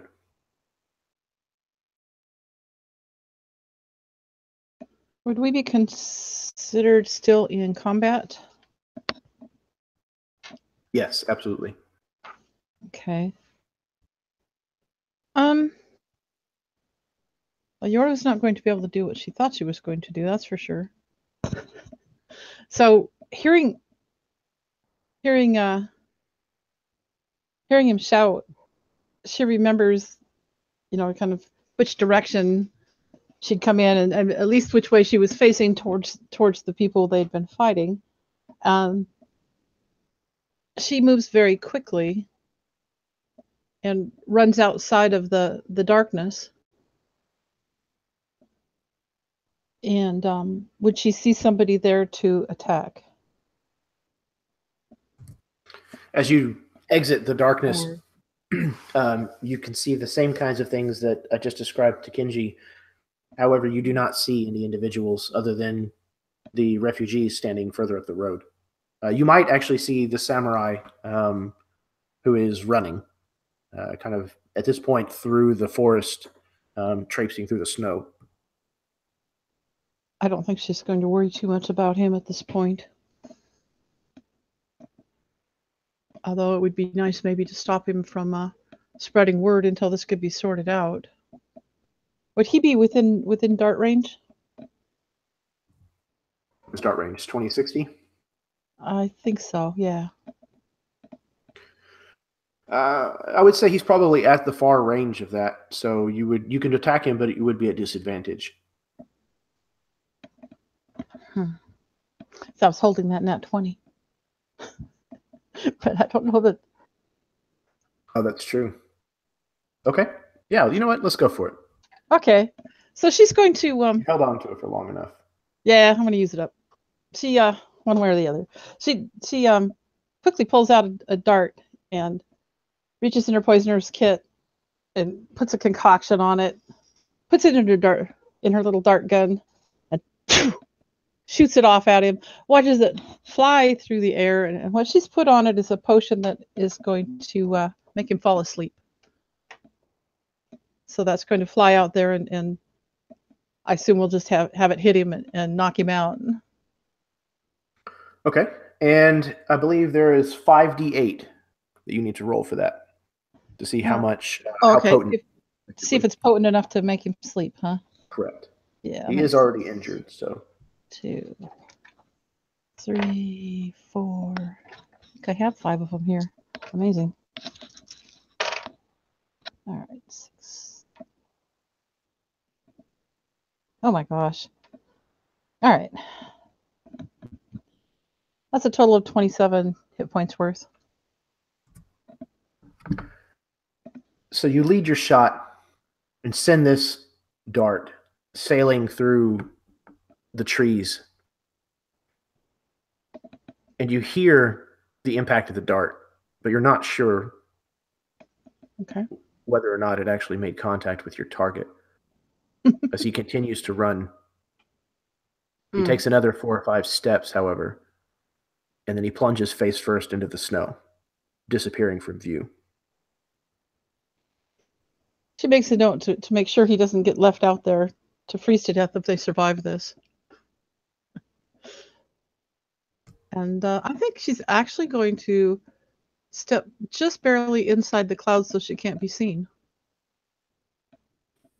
Having taken her shot, she just very casually kind of slips back into the smoke. Yeah. Jen, it's your turn. All right. So, Jen, in his training, he was taught never to rely solely on one sense, where you could be blinded or deafened or lose any of your other senses. So I am going to try to perceive. I'm going to center myself. I'm going to center my chi, and I'm going to reach out, and I'm going to try to center myself to see if I can detect one of these or whatever's in the darkness with us. So perception. Okay, so you're going to use your action to attempt a perception roll.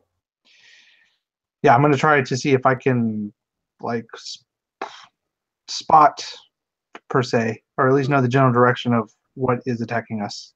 Okay, In this cloud of darkness. go for it. All right. That is 15 and 5, so a 20.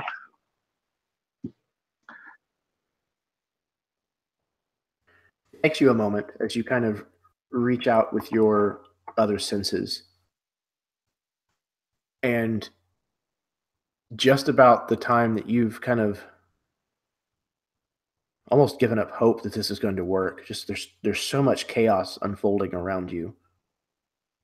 You hear the pivot of a foot in the snow and the whir of a blade cutting a snowflake in half. Mere arm's reach from you to your right.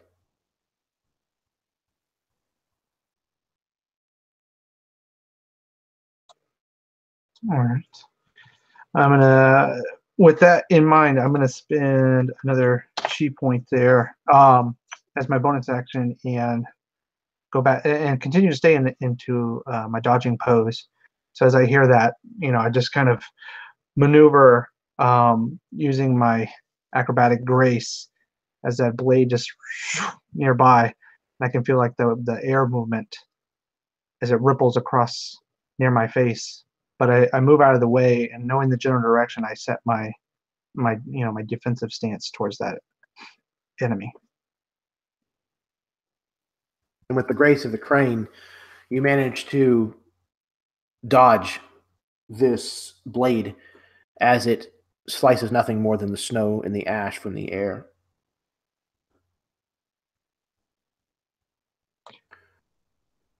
Oh, I forgot to do this last round. We are at the bottom of the round, so if you did not purchase a Kung Fu stunt, please at this time go ahead and elect one of the die to drain from your pool. We're going to go back to the top of the round, and Tsukiko, you're up first.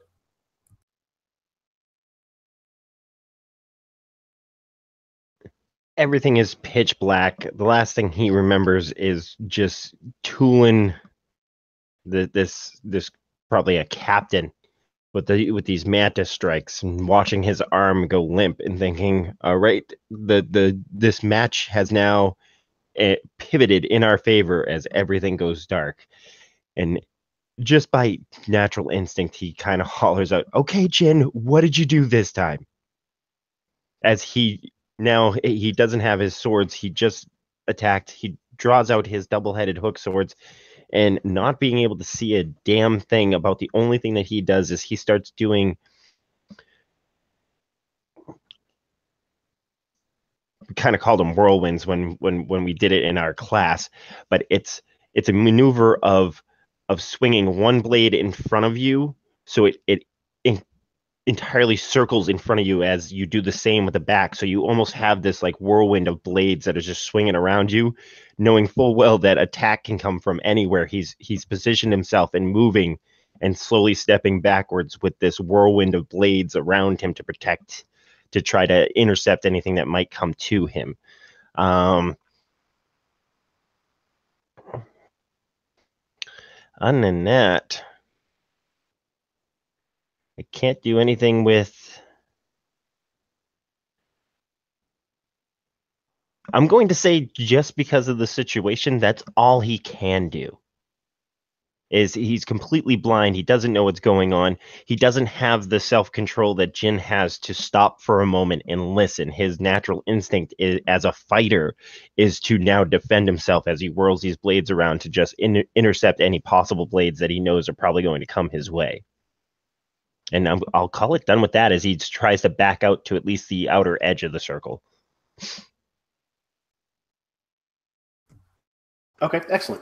So kind of what I'm going to do, based on your description, is effectively I'm going to treat you as if you are under the effects of a Cloud of Daggers spell, only a weakened version of it.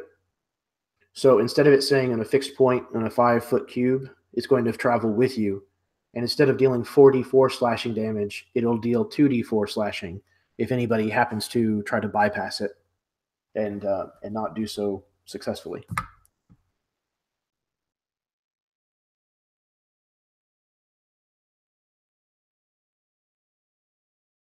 So as Tsukiko kind of defends himself as best he can in this darkness and starts to work his way backwards to the edge of it, those of you who are familiar with Tsukiko, having traveled with him for some time now, you recognize the sound of his blades doing their work and are able to discern him from any other possible targets in this darkness. Luke, you're up.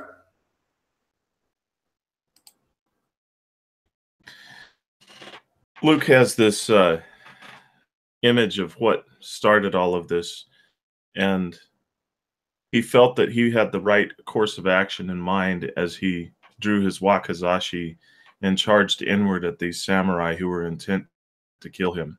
In his mind, he imagines that they challenged him to a duel to the death. He knew what the rent meant. So he stands and he considers this. All of this is happening in his mind quickly as he has this myriad of images that fly forward through his mind. And again, he winces as he feels the blood that's still gushing forth from his calves. And he begins to center himself as he takes his tetsubo and he goes like this. And he just exhales and he considers what he was taught. The true strength of a warrior becomes apparent during difficult times. The warriors make a full commitment to their decisions.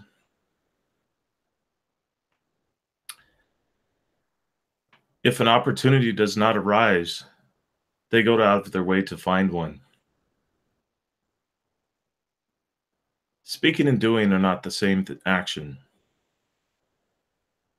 To everyone that they are responsible for, they remain fiercely true.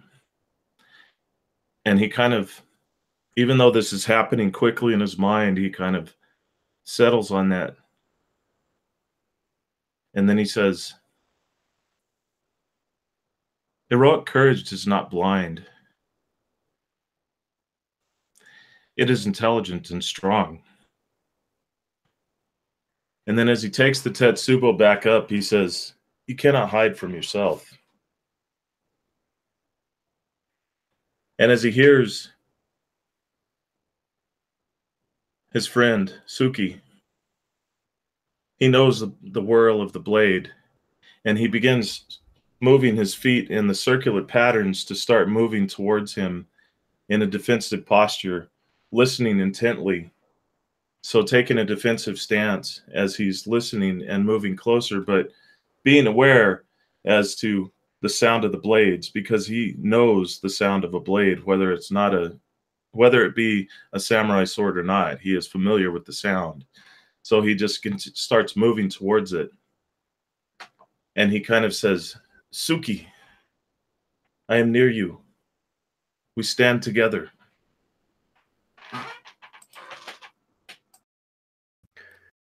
Dave, as Luke is kind of reciting these tenets, these oaths that describe a way of living that many cannot stand up to,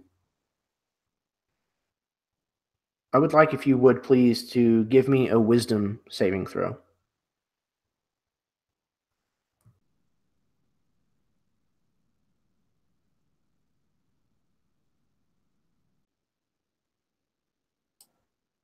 I picked up the Atcon dice and I was like, what?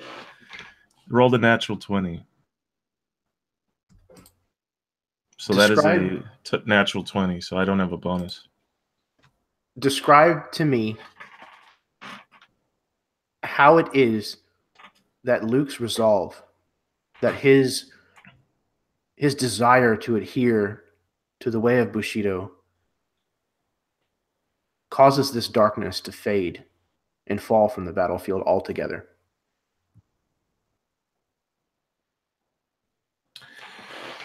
As he was taking up the Tetsubo back in his hands, he remembers the time as a young man when his father put a Tetsubo in his hands and he was standing behind him.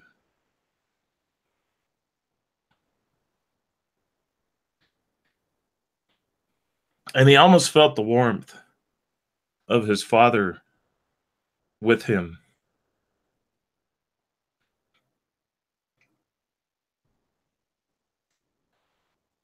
And at that moment, he feels the strength of his ancestors as he grips the Tetsubo with all his strength. And as his lifeblood is ebbing from him, his spirit is strong.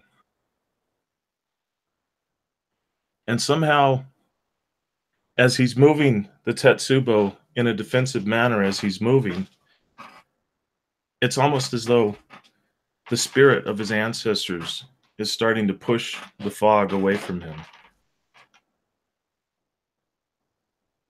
At first, he's kind of wide-eyed, but the warmth stays with him, and he continues to feel it.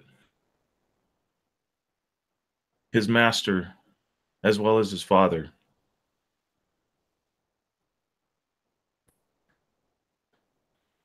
The Ram clan is with him today.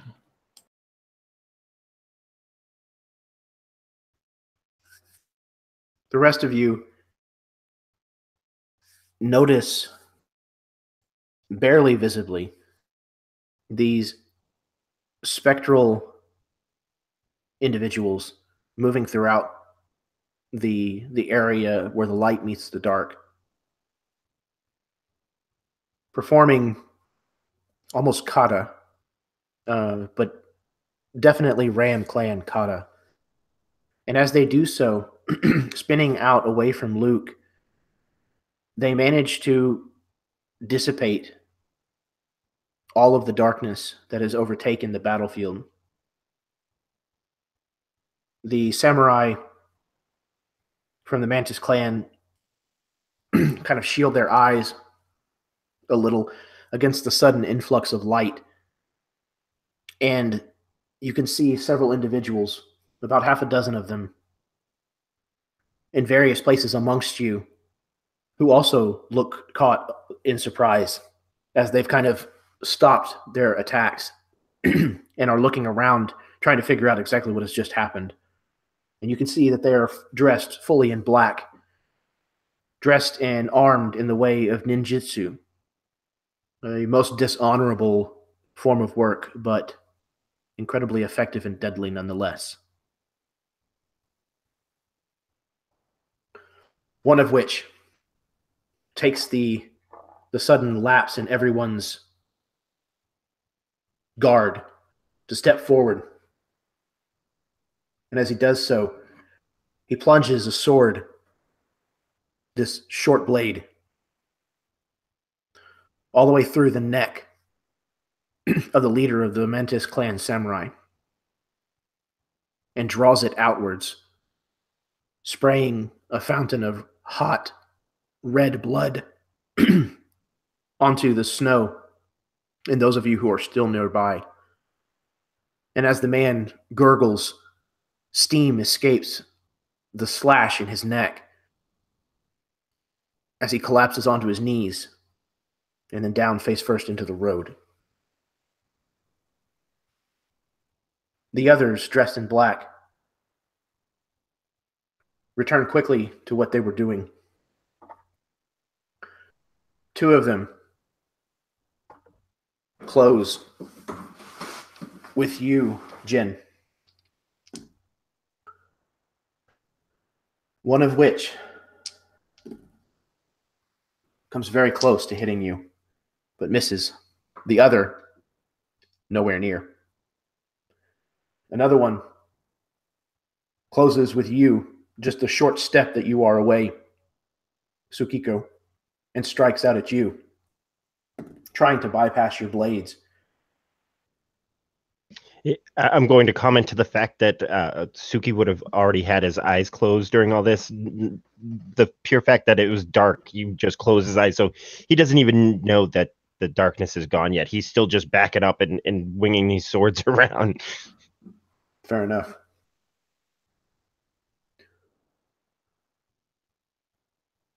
So with his disadvantage of 15, I don't think that that's enough to hit you. Actually, my armor class is 15. Okay.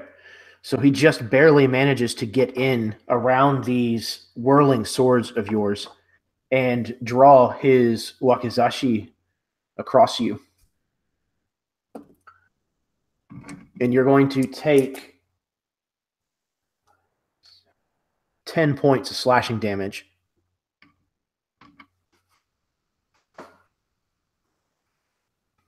Another one of them spins around at you, Yoru, and is going to release several shoryuken in your direction. Oh my god. Or they're going to hit you critically.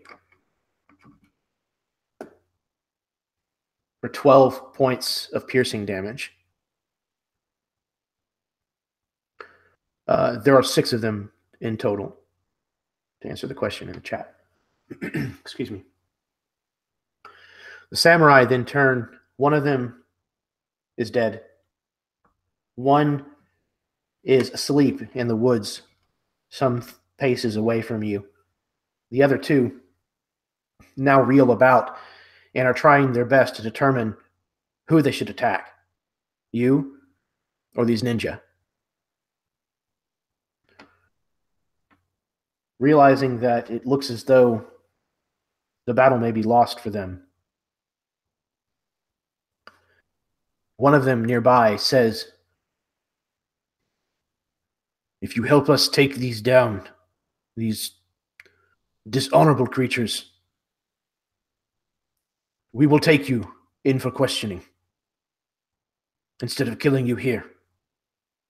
Do you agree?" Who is he saying that to? The group at large. Whoever wishes to respond. We agree.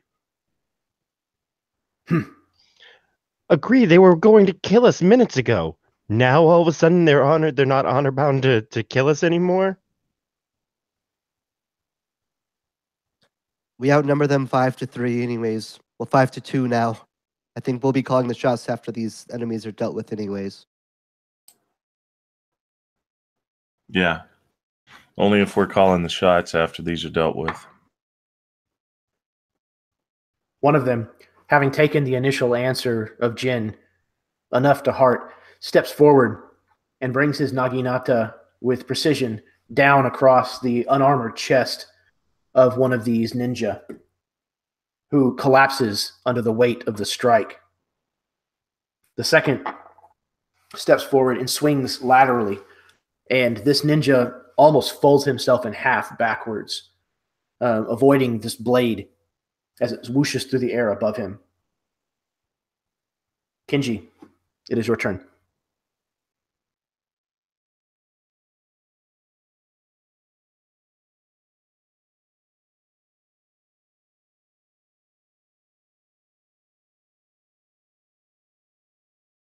Alrighty, so I think at this point, having a clear shot, a clear sight at what's happening now, and seeing the numbers play out, this is probably, hopefully, safe enough for him to contribute more offensively to the fight. It's going to take another full movement away from the circle of battle, which I think will put him around 45 feet away from it in total. As he does so, he's bringing his hands up, beads of water following them, almost like a pen drawing into the air. As he does so, he freezes into a spike of ice, which Kenji then hurls at one of these ninja. And that is going to be only in 11. I don't think it's going to get there. Not quite. Though, oh, you should have advantage because you were invisible whenever you first struck. Ah, yes. Oh, much better. 19. Yes, that will actually absolutely strike. And all but one of these ninja, the one who struck first, all but the rest, all but him are minions. So go ahead and describe to me what that looks like. Alrighty. Yeah, so there's this this water goes down, hardens into ice, which then Kenji throws, not unlike the shurikens that the ninjas have just thrown. But his strikes true just as well. Just this thick spike of ice just smashing into this man's chest, just wedging between bones, and digging straight into his straight under his rib cage. Freezing and cutting as it just digs right into. Yeah, it picks this individual up off of his feet, and he flies back a good 4 or 5 feet before colliding into the snow on his back and not getting up. Was there anything else that you wish to do? The last thing, yeah, I'm going to use one of my stunts, which will give me if I'm attacked between now and the next round, I can get a reaction to increase my armor class by 2. Okay. In which he kind of readies himself with his hands, bringing them up. And that's one of the dragon style stunts? Correct. Let me pull up the exact one. Yeah, just so we get the name of the flavor. Scales of Battle. Excellent. Okay, cool. So you've kind of taken this defensive stance taught to you by your clansmen of the Dragon Clan, ready to bolster your defenses in a moment's notice.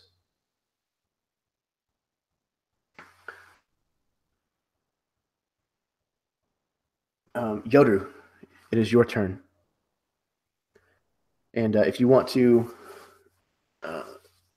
take the remainder of your turn, I will answer your question about the Kung Fu in the chat. All right. Oh, what she wants to do, let's see. Should I get the right one? She's going to look at does she know which one is the one that struck first? Or would that just be random? We're going to hit whatever we hit with things. I would say that at least at this point, you could pick him out from the rest. He's going to be a little different, I imagine. So she's going to pick out the one that's obviously a little bit different than the others. Yeah, it's kind of difficult, but like all of the shadow that was enveloping the road, all of it did not go away. Some of it seems to kind of be clinging to his clothing, almost like armor. She's going to actually point a claw at him and just start to laugh and say, "You fool! You are a dishonorable son of a pig!" And she's going to cast vicious mockery on him. So he needs to succeed on a wisdom saving throw, DC 14. DC 14. And he failed. All right, then he's going to take, it isn't much, but he's going to take 1d4 psychic damage and have disadvantage on his next attack roll. And he gets all 4 of them. So 4 damage, and he's got disadvantage on his next roll. And she's going to move further away. Okay. So, and yeah, well, this is a whole lot else. Now, as far as the, okay.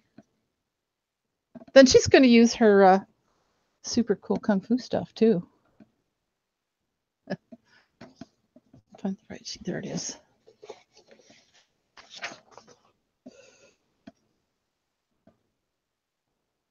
Once again, she's going to you see her face start to turn kind of snake-like you know, and it gets rounder and flatter, and her eyes slit, and her fangs get even longer.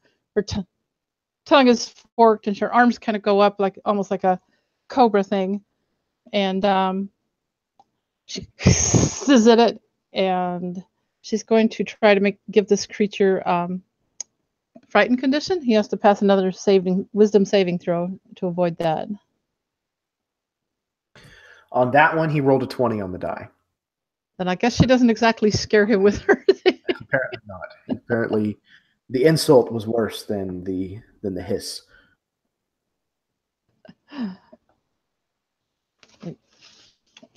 That will end her turn. Okay.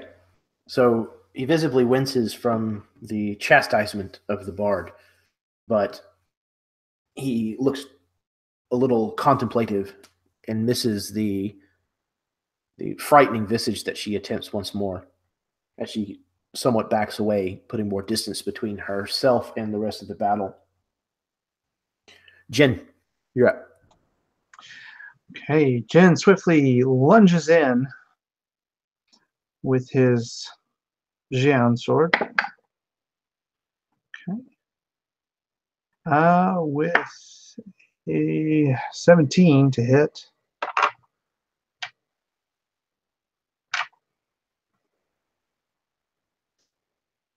On one of the ninja. All right, yes. I was bouncing back and forth between windows. Yes, that absolutely hits.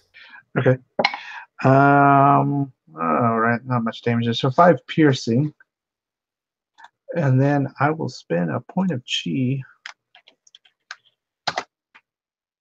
to do flurry of blows and take 2 more attacks. As I said, these ninja, unless it's the leader, they are minions, which means Okay. they only have the 1 hit point. So you can describe how that takes him out, and if you want, you can close with another one of them. Perfect. So yeah, he just lunges true, and the sword, this tip of his sword, just pierces the chest. And he just like it just glides back out, and just there's barely any blood on the tip as the ninja falls. And he swiftly, with flowing robes, moving through the wind, strikes at another. All right, that's a 20 to hit. And I'm going after all the minions. All right. So he cuts down another. His last attack. Or is there any minions left? There are 2 ninja remaining, one of which is the leader, and the other is which is a minion. Okay, does it 16 hit the last minion? It does, yes. Okay. So yeah, in quick fashion, he drops 3 ninja. And he ends his stance as he flicks the blood off of his sword, and it just kind of traipses across the snow as he locks eyes with the leader. You have lost this battle. Surrender now, and your life will be spared.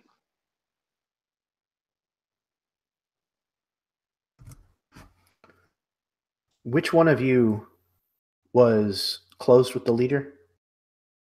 I think there was at least one of you that was. I know I got attacked and they did 10 damage to me. As to who that was, I'm not sure. But I'll say that I was... Okay. Okay.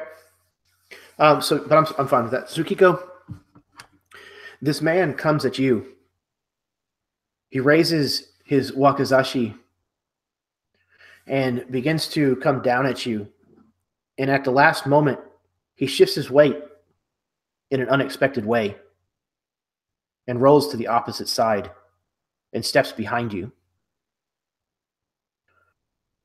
The rest of you notice that as he does so, he steps into the shadow of Tsukiko and then disappears. Tsukiko, when you whirl around, he isn't there anymore. All of you may roll perception checks if you wish.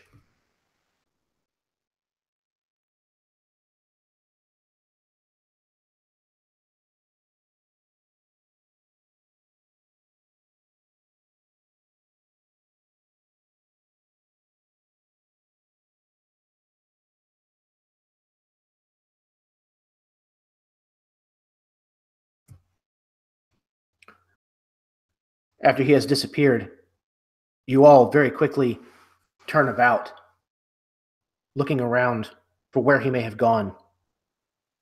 But there is no sign of him. He appears to have left. And good luck finding him now. The two remaining Mantis Clan samurai who are still standing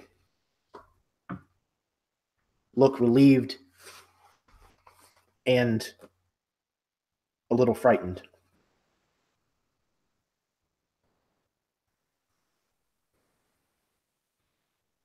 What do you wish to do?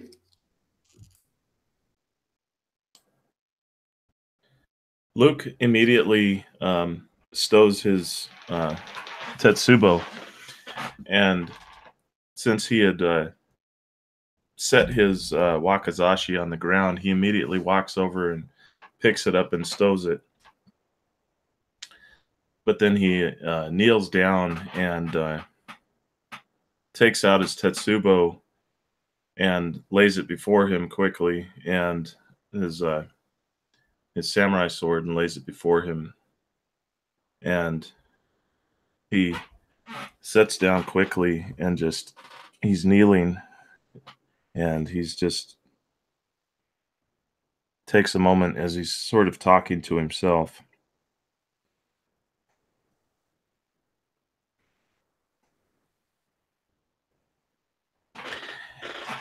And then he stands up and he grabs the weapons again and he raises them up.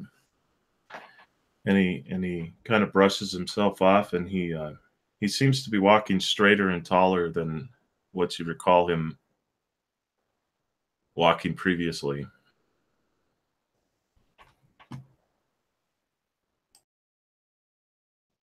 But he doesn't say anything.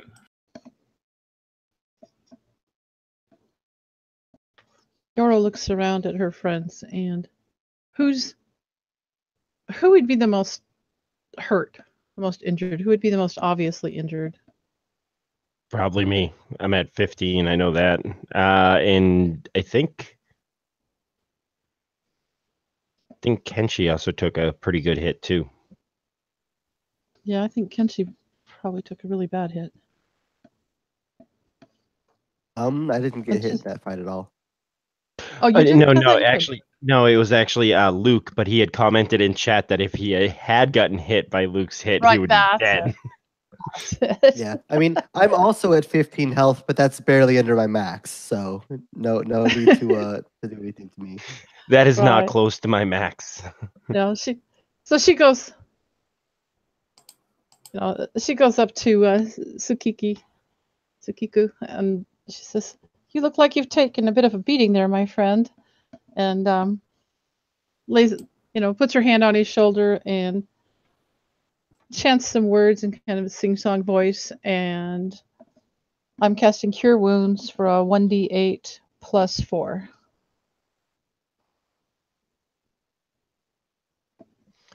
You rolling it or me? I was just going to ask, am I supposed to roll that or you? I feel lucky. It's your spell. I feel lucky, and I dropped my dice and lost it. That's lucky. I don't know where it went. All right, well, drop another one. 7 plus 4, that's 10. No, 11. I can't even add. So that's 11 points of healing. Gives you a little bit. I'll take that off my list. Gotta save those. So Jin will he'll approach the two samurai, and as he does so, he just kind of holds out his sheath and his sword, and he closes the sword into its sheath and holds it out towards the samurai. Upon my honor, I gave my word that I would surrender. And if you believe these accusations to be true, then you must do what you must. But I also will hold your word as a samurai.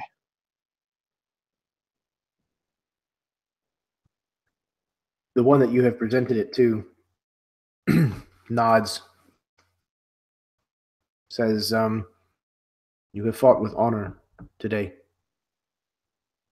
I accept your surrender and promise that no harm will come to you, no further harm will come to you until this matter is sorted out. And he kind of nods, slight bow, and will take your sword from you.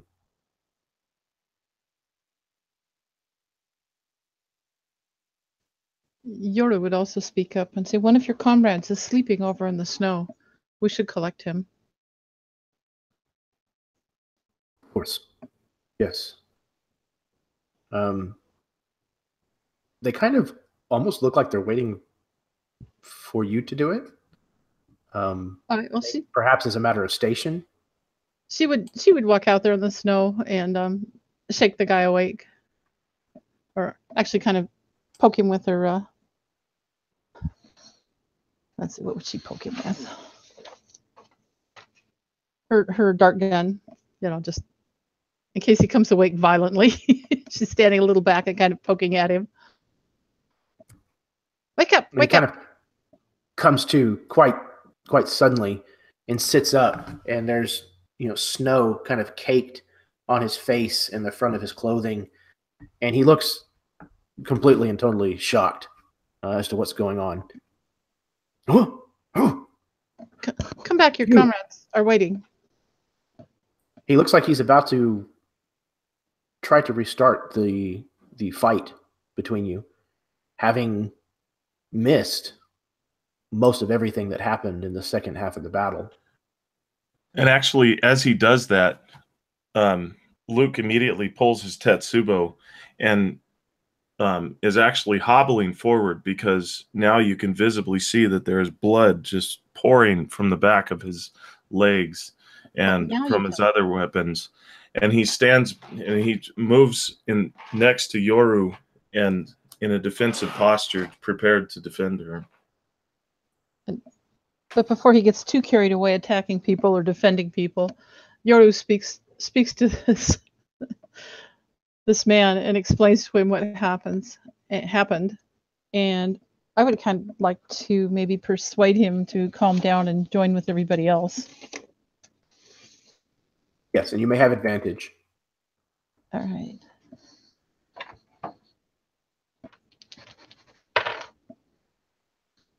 Oh, yes. That would be a total of 27. He considers the weight of your words for a moment. And imagine you can see everyone standing there together too. And with just a casual glance towards his compatriot, who is now holding Jin's sword, who just kind of gives him an affirmative nod, he stands down and kind of brings his spear closer to his person, no longer brandishing it in a threatening manner. And then she's going to reach out and pick the dart off him, stick it back in her bag. He kind of scowls a little, but doesn't say anything. Looking at Luke, realizing that Luke is much more badly injured than she'd realized, she's also going to lay hands on him and cast Cure Wounds, whichever one the 1d8 is. Yeah, and he visibly softens, and at that point, when his posture weakens, you can then see the blood that's drained, because he was down to 3 hit points. Well, you were supposed to speak up. He was feeling emboldened and powered by the spirits of his ancestors. There was adrenaline flowing through him. Well, she did enough healing, I think, to close up the worst of it anyway.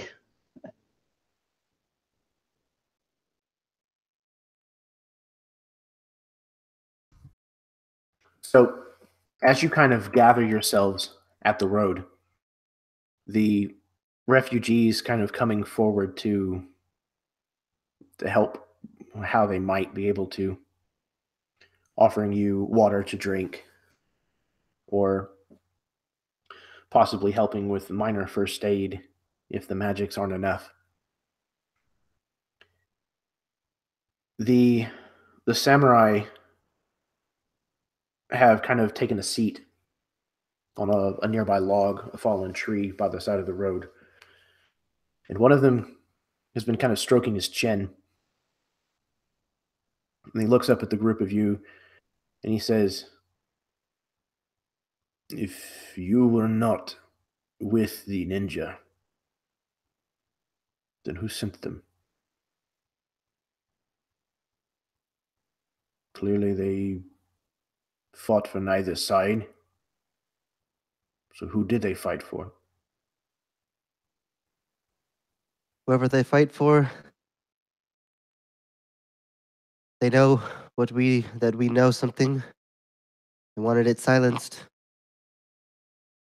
This is either the enemy that marches on us, that seeks to quiet us from their advance, or a force working with them. Traitor. The way I see it, there can be no other options but those. Interestingly enough, it seemed that at least their leader's goal was to dispatch your captain, for he was the first to be struck down. Perhaps they seek to start conflict between us. If knowledge comes that we skirmished with them and that their samurai died, it paints us as villains. Right. Whichever side wins, they end up losing in the long run through bad reputation. Well, the pure fact that they were here to assassinate us anyways only leads me to believe that they were here to take us out, and the secret ninja, were here to take them out, so nothing links back to a possible certain architect. That's a possibility. And we have just plain enemies that are coming, that know that we are spreading the word of them coming. The three samurai kind of bristle at the prospect that the royal architect could have been the cause of this. While they may not enjoy the man's personality, it looks like they take this kind of an accusation pretty seriously. Tsugi would kind of, seeing their doubt, would kind of hold his hand. Speak to the refugees. They saw a first-hand account. You are taking the words of a man who ran before the people he was there to protect. He's on his way to speak with the kuroyama. And yet, he left word he was going the other direction.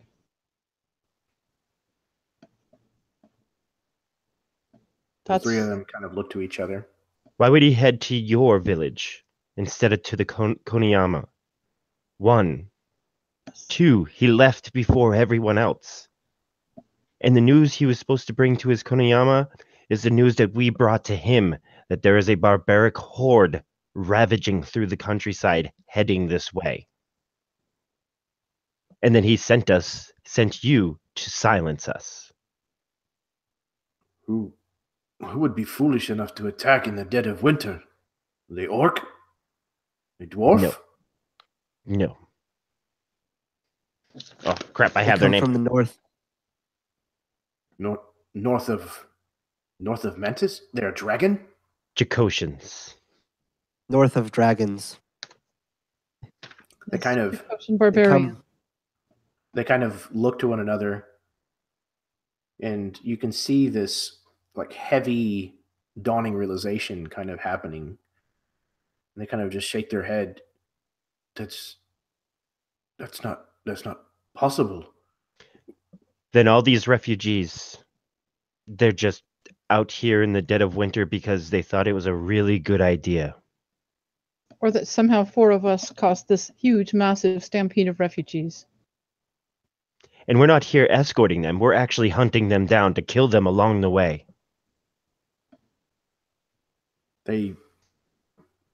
kind of look around at the situation, perhaps maybe for the first time fully. If you did not cause the fires in Nuchi Leng, then the barbarians are already upon us. They are already killing Mantis. It's now starting to be clear, it sounds like.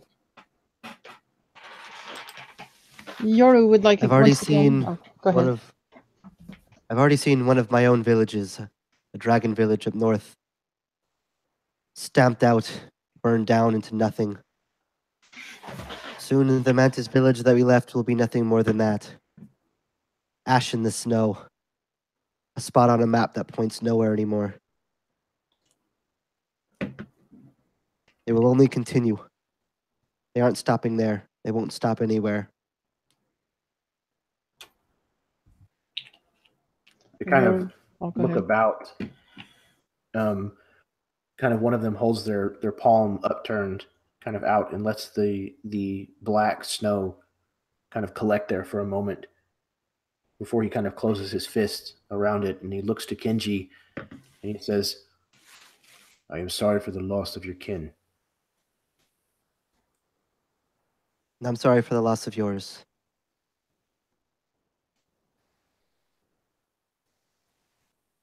If we are to bring doubt upon the honor of Tamaya Kuno, we must have proof. We would have to take proof before the kuroyama, because his word is worth more than all of yours combined. His word would not be questioned against yours.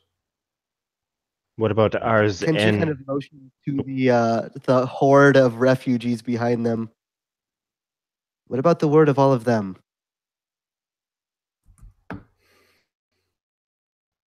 Perhaps. Maybe. The kuroyama, I am told, is a just man. Maybe he will listen. Should he listen, the facts will speak more than any man's word. We have no choice but to try. And all the time as they're talking, Yoru is figuring out a ballad to speak of their trip so far. One to sing.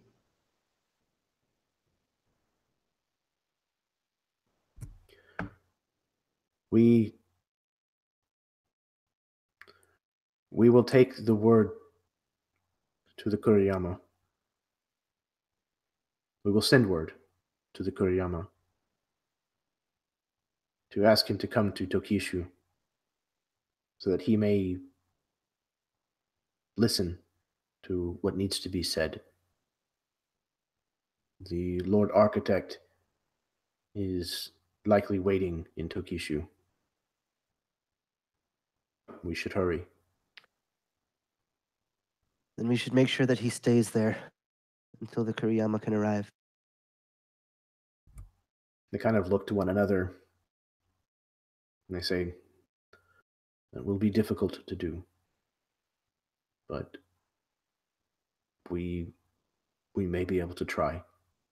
We would be in Skorpion Clan lands. Perhaps you could convince whoever it is that is in charge of Tokishu these days to apprehend him. But that would lead to very delicate situations between the Skorpion and the Mantis." it was Scorpion ninjas that attacked us, right? Nobody has Supposedly. identified any of the ninjas yet.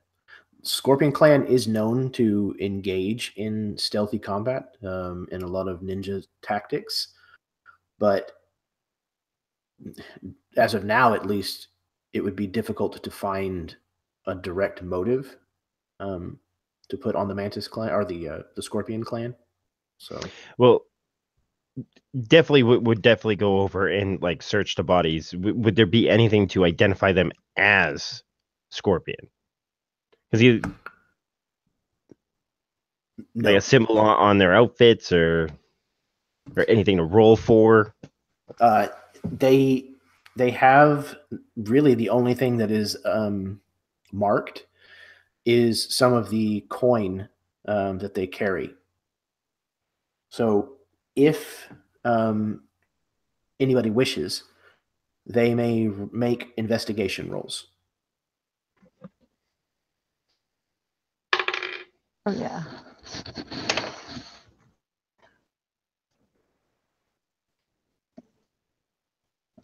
That's useless.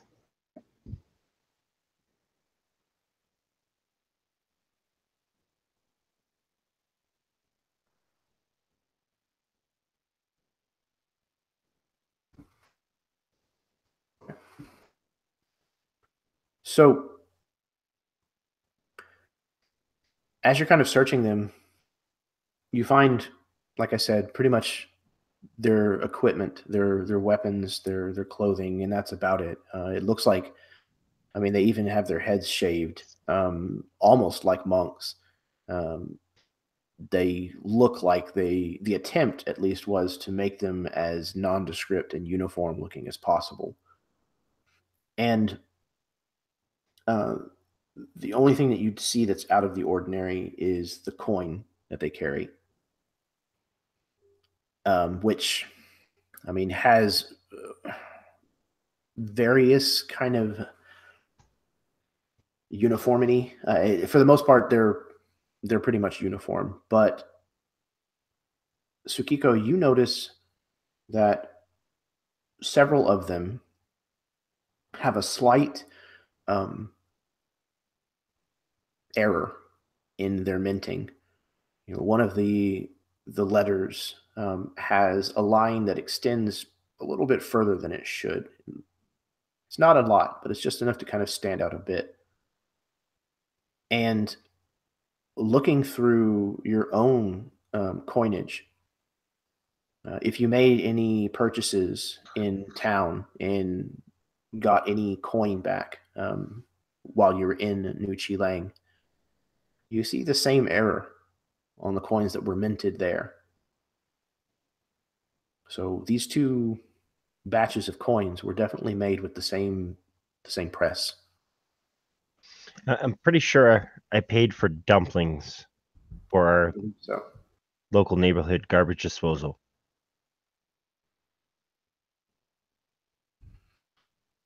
So your guess is that the money that is being carried on multiple of these ninja appears a large, substantial amount of it carried on the leader appears to have been minted in New Chilang.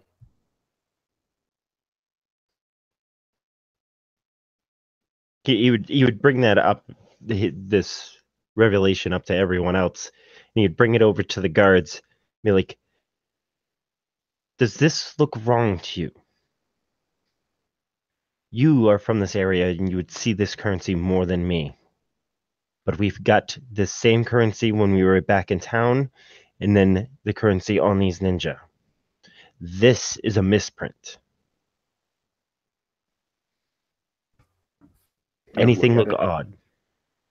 They kind of turn it over, and they say, "Well, this line here is a little out of place. Yes. What of it?"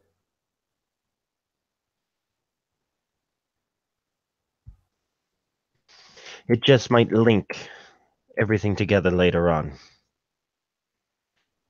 I'm going to hold on to these, but here are some that you can use for yourself and bring as evidence. But a couple I want to keep on myself, only for if we need to reference them later. Very well. And if it should come up, then we can vouch that they came from the body of these ninja that attacked us.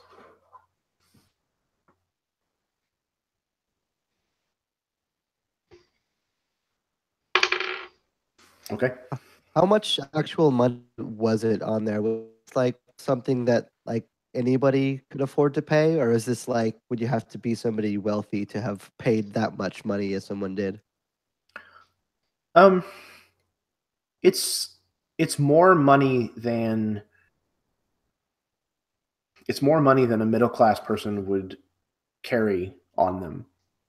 It may not be more than they could get their hands on, but it's definitely more than they would carry around. A poor person, it's much more than they would ever have. Probably more than they would ever see in a lifetime. Yeah, I think Kenji would just make a note of that and probably even say it out loud, like the amount of money that it would cost to pay men like this. Even a person of middle class, it would take their entire savings, everything that they've earned, to be able to do something like that. It seems unlikely that somebody would dedicate their life, their entire livelihood to take us down. I think this came from someone with money. Now, that doesn't necessarily guarantee that it's an implication against our good friend, Lord Architect, but certainly another sign. If there was somebody there who could afford men like this, it would be him. Yes, and that might have a reason. Not necessarily somebody with money, but at least someone with the ability to mint their own money. And you said that this did match the money that he personally gave us for completing the mission? Because he did pay us. Even though that's hearsay to the guards. Yeah, I would definitely say that several of the coins that you received directly from his estate would have had the same misprint to them.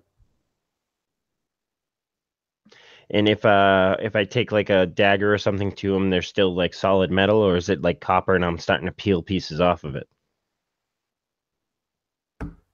I believe you got paid in gold. So, but this is a mint print. It misprint. It doesn't like if this is counterfeit. It could be fake gold. It could be tin. No, I mean we didn't necessarily check it. No, it definitely mars whenever you cut it like a soft metal, and it appears to be gold all the way through. I would imagine Yoru would be pretty clever at discerning what money was what and would know that it was gold.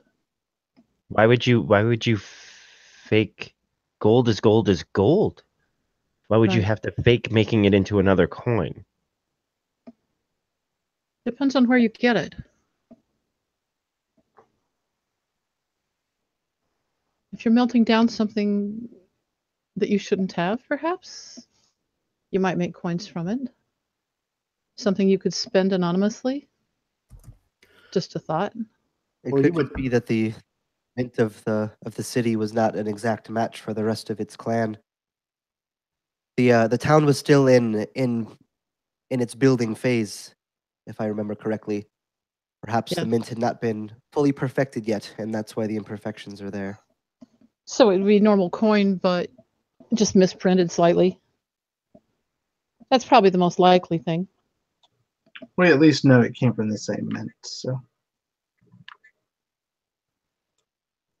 Yes, we can't go too much further than that. It's a lot of money, and it came from the mint in New Xiling. Well, all information to hold on to for next time. But as for now, he still has his swords, which are nice and flat, and they stick together and almost look like one blade when positioned properly. He kind of whips them around and like presents them to the guard as well. Believe you want these for our travels. And once again, nat 20 on hiding several shurikens, because you always give them weapons that you have, weapons that you hide, and then you have the ones that you keep for yourself when you're captured. Absolutely, yeah, and you're able to stuff several of the shuriken away whenever eyes are averted, and they will receive your hook swords with, again, a slight bow of the head in thanks. That kind of befits their station. And I would imagine also that Yoru would give over her Jian, her short sword, but probably not make any big deal about keeping her dart gun or her daggers. And I would imagine they'd be about embarrassed enough by now to be happy with that. She's not letting that black jade dagger off her person, if at all possible. Yeah, it definitely seems to be much more of a symbolic gesture. They're not patting you down, or even if you're carrying something visibly like a dagger, they don't really relieve you of it. If you have any, overly large weapons or anything resembling like a katana, like a major weapon, they're definitely kind of taking it as a symbolic gesture of your surrender to them. With a snide remark, Suki replies, "This is all exactly how it all could have went down to start with." We are men of honor, and even serving a lord whose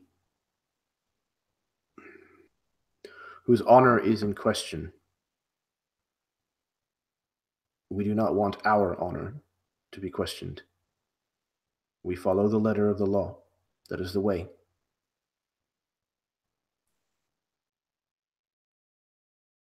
Well, let's hope nothing happens from you having to now divert from that law. And he would kind of like just start walking off with kind of probably at the tail end of the refugees by now.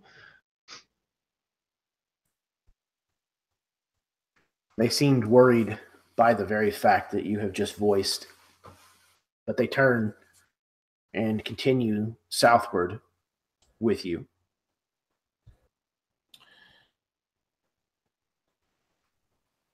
I look at them and I ask,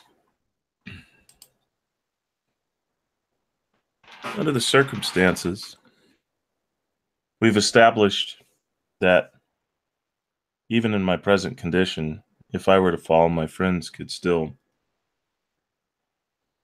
complete the job. Would it not be amenable, since we're all going on our word now, that we would keep our weapons? We have agreed that we will go with you.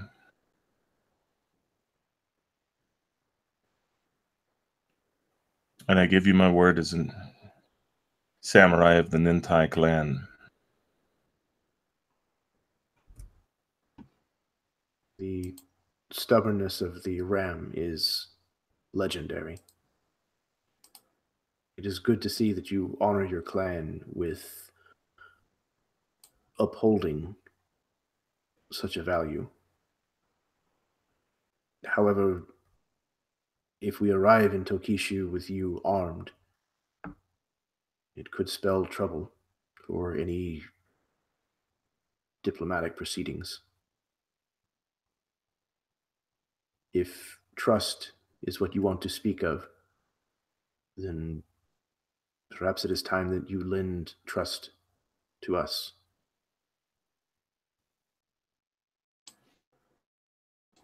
Trust will not keep enemies off us on the road, however. Perhaps when we get there, we could turn them over. This is not the safest road. Obviously, the cat speaks truth. Maybe we should conclave outside the city and then confer our weaponry. I don't know the two of you can carry all of our weapons, though, and still be able, no offense, and still be able-bodied.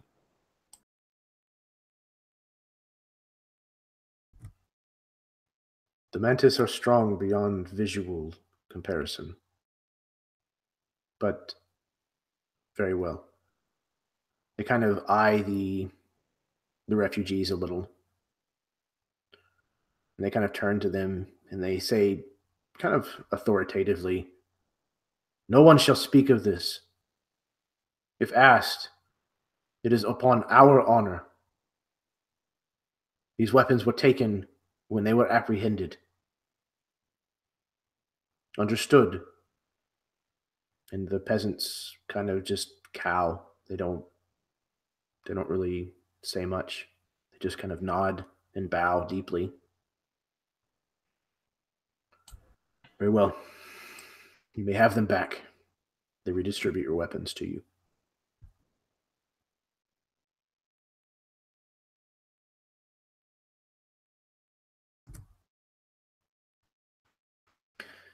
You all travel southward, approaching Tokishu as you kind of follow the river. And eventually, you come around a bend in the valley, and you see this narrow but extensive village stretching out before you. Unlike the picture, the snow has covered the rooftops and the piers that they fish from. Snow on even several of the boats that make their way up and down the water.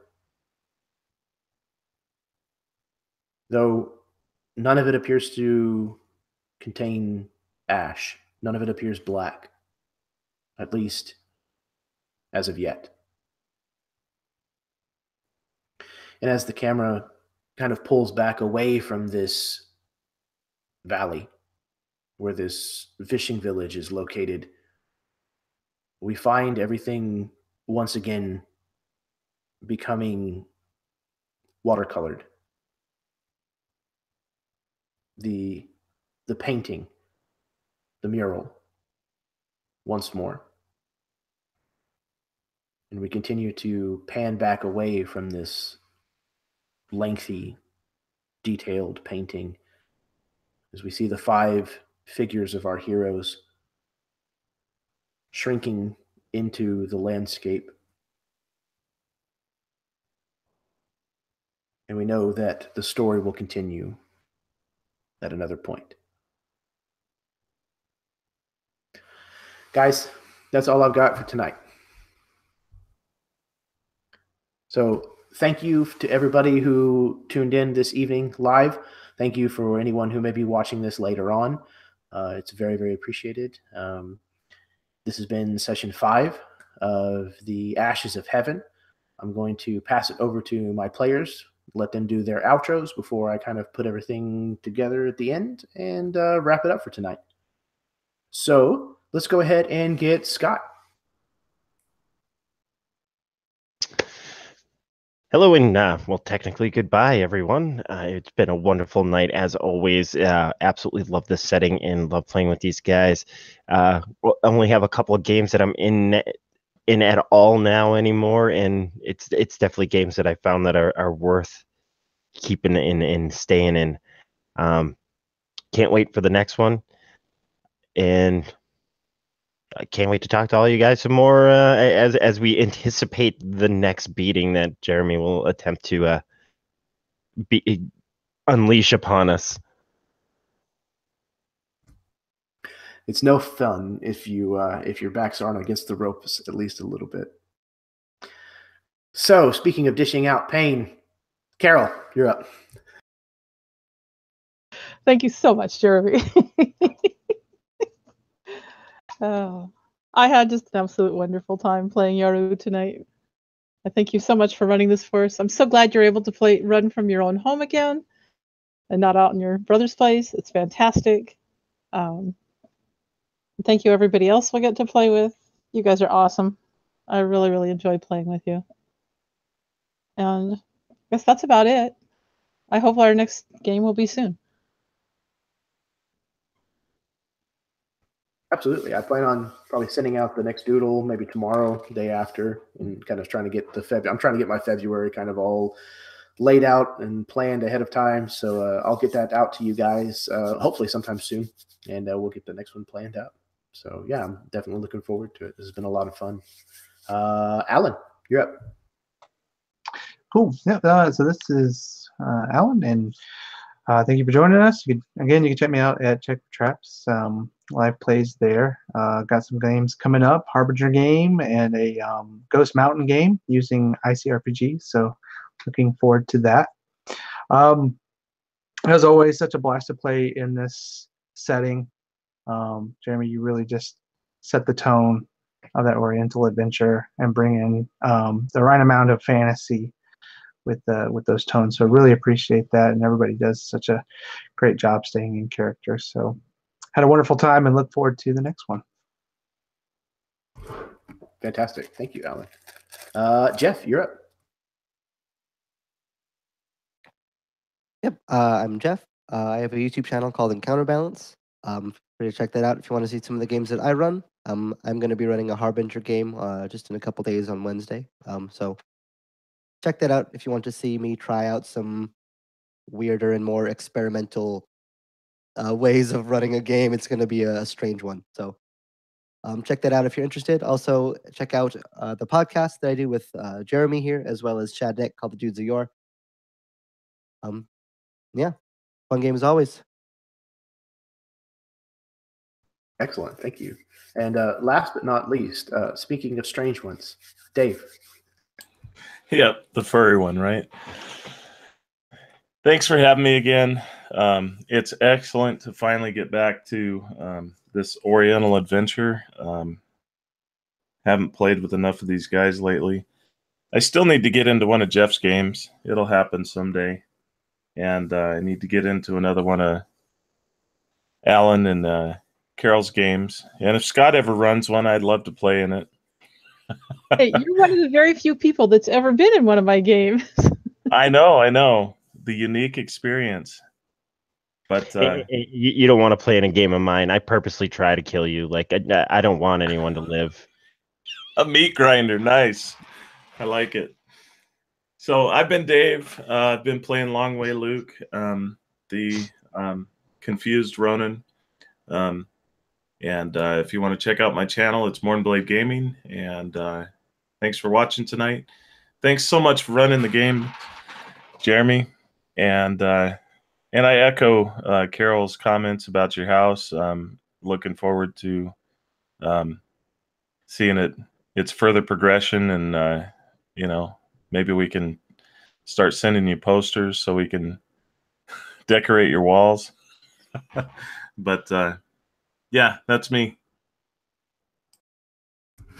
Fantastic, man. Thank you. Yeah, you and me both. I'm ready to move back in. And to have a gaming space, a dedicated gaming space once again.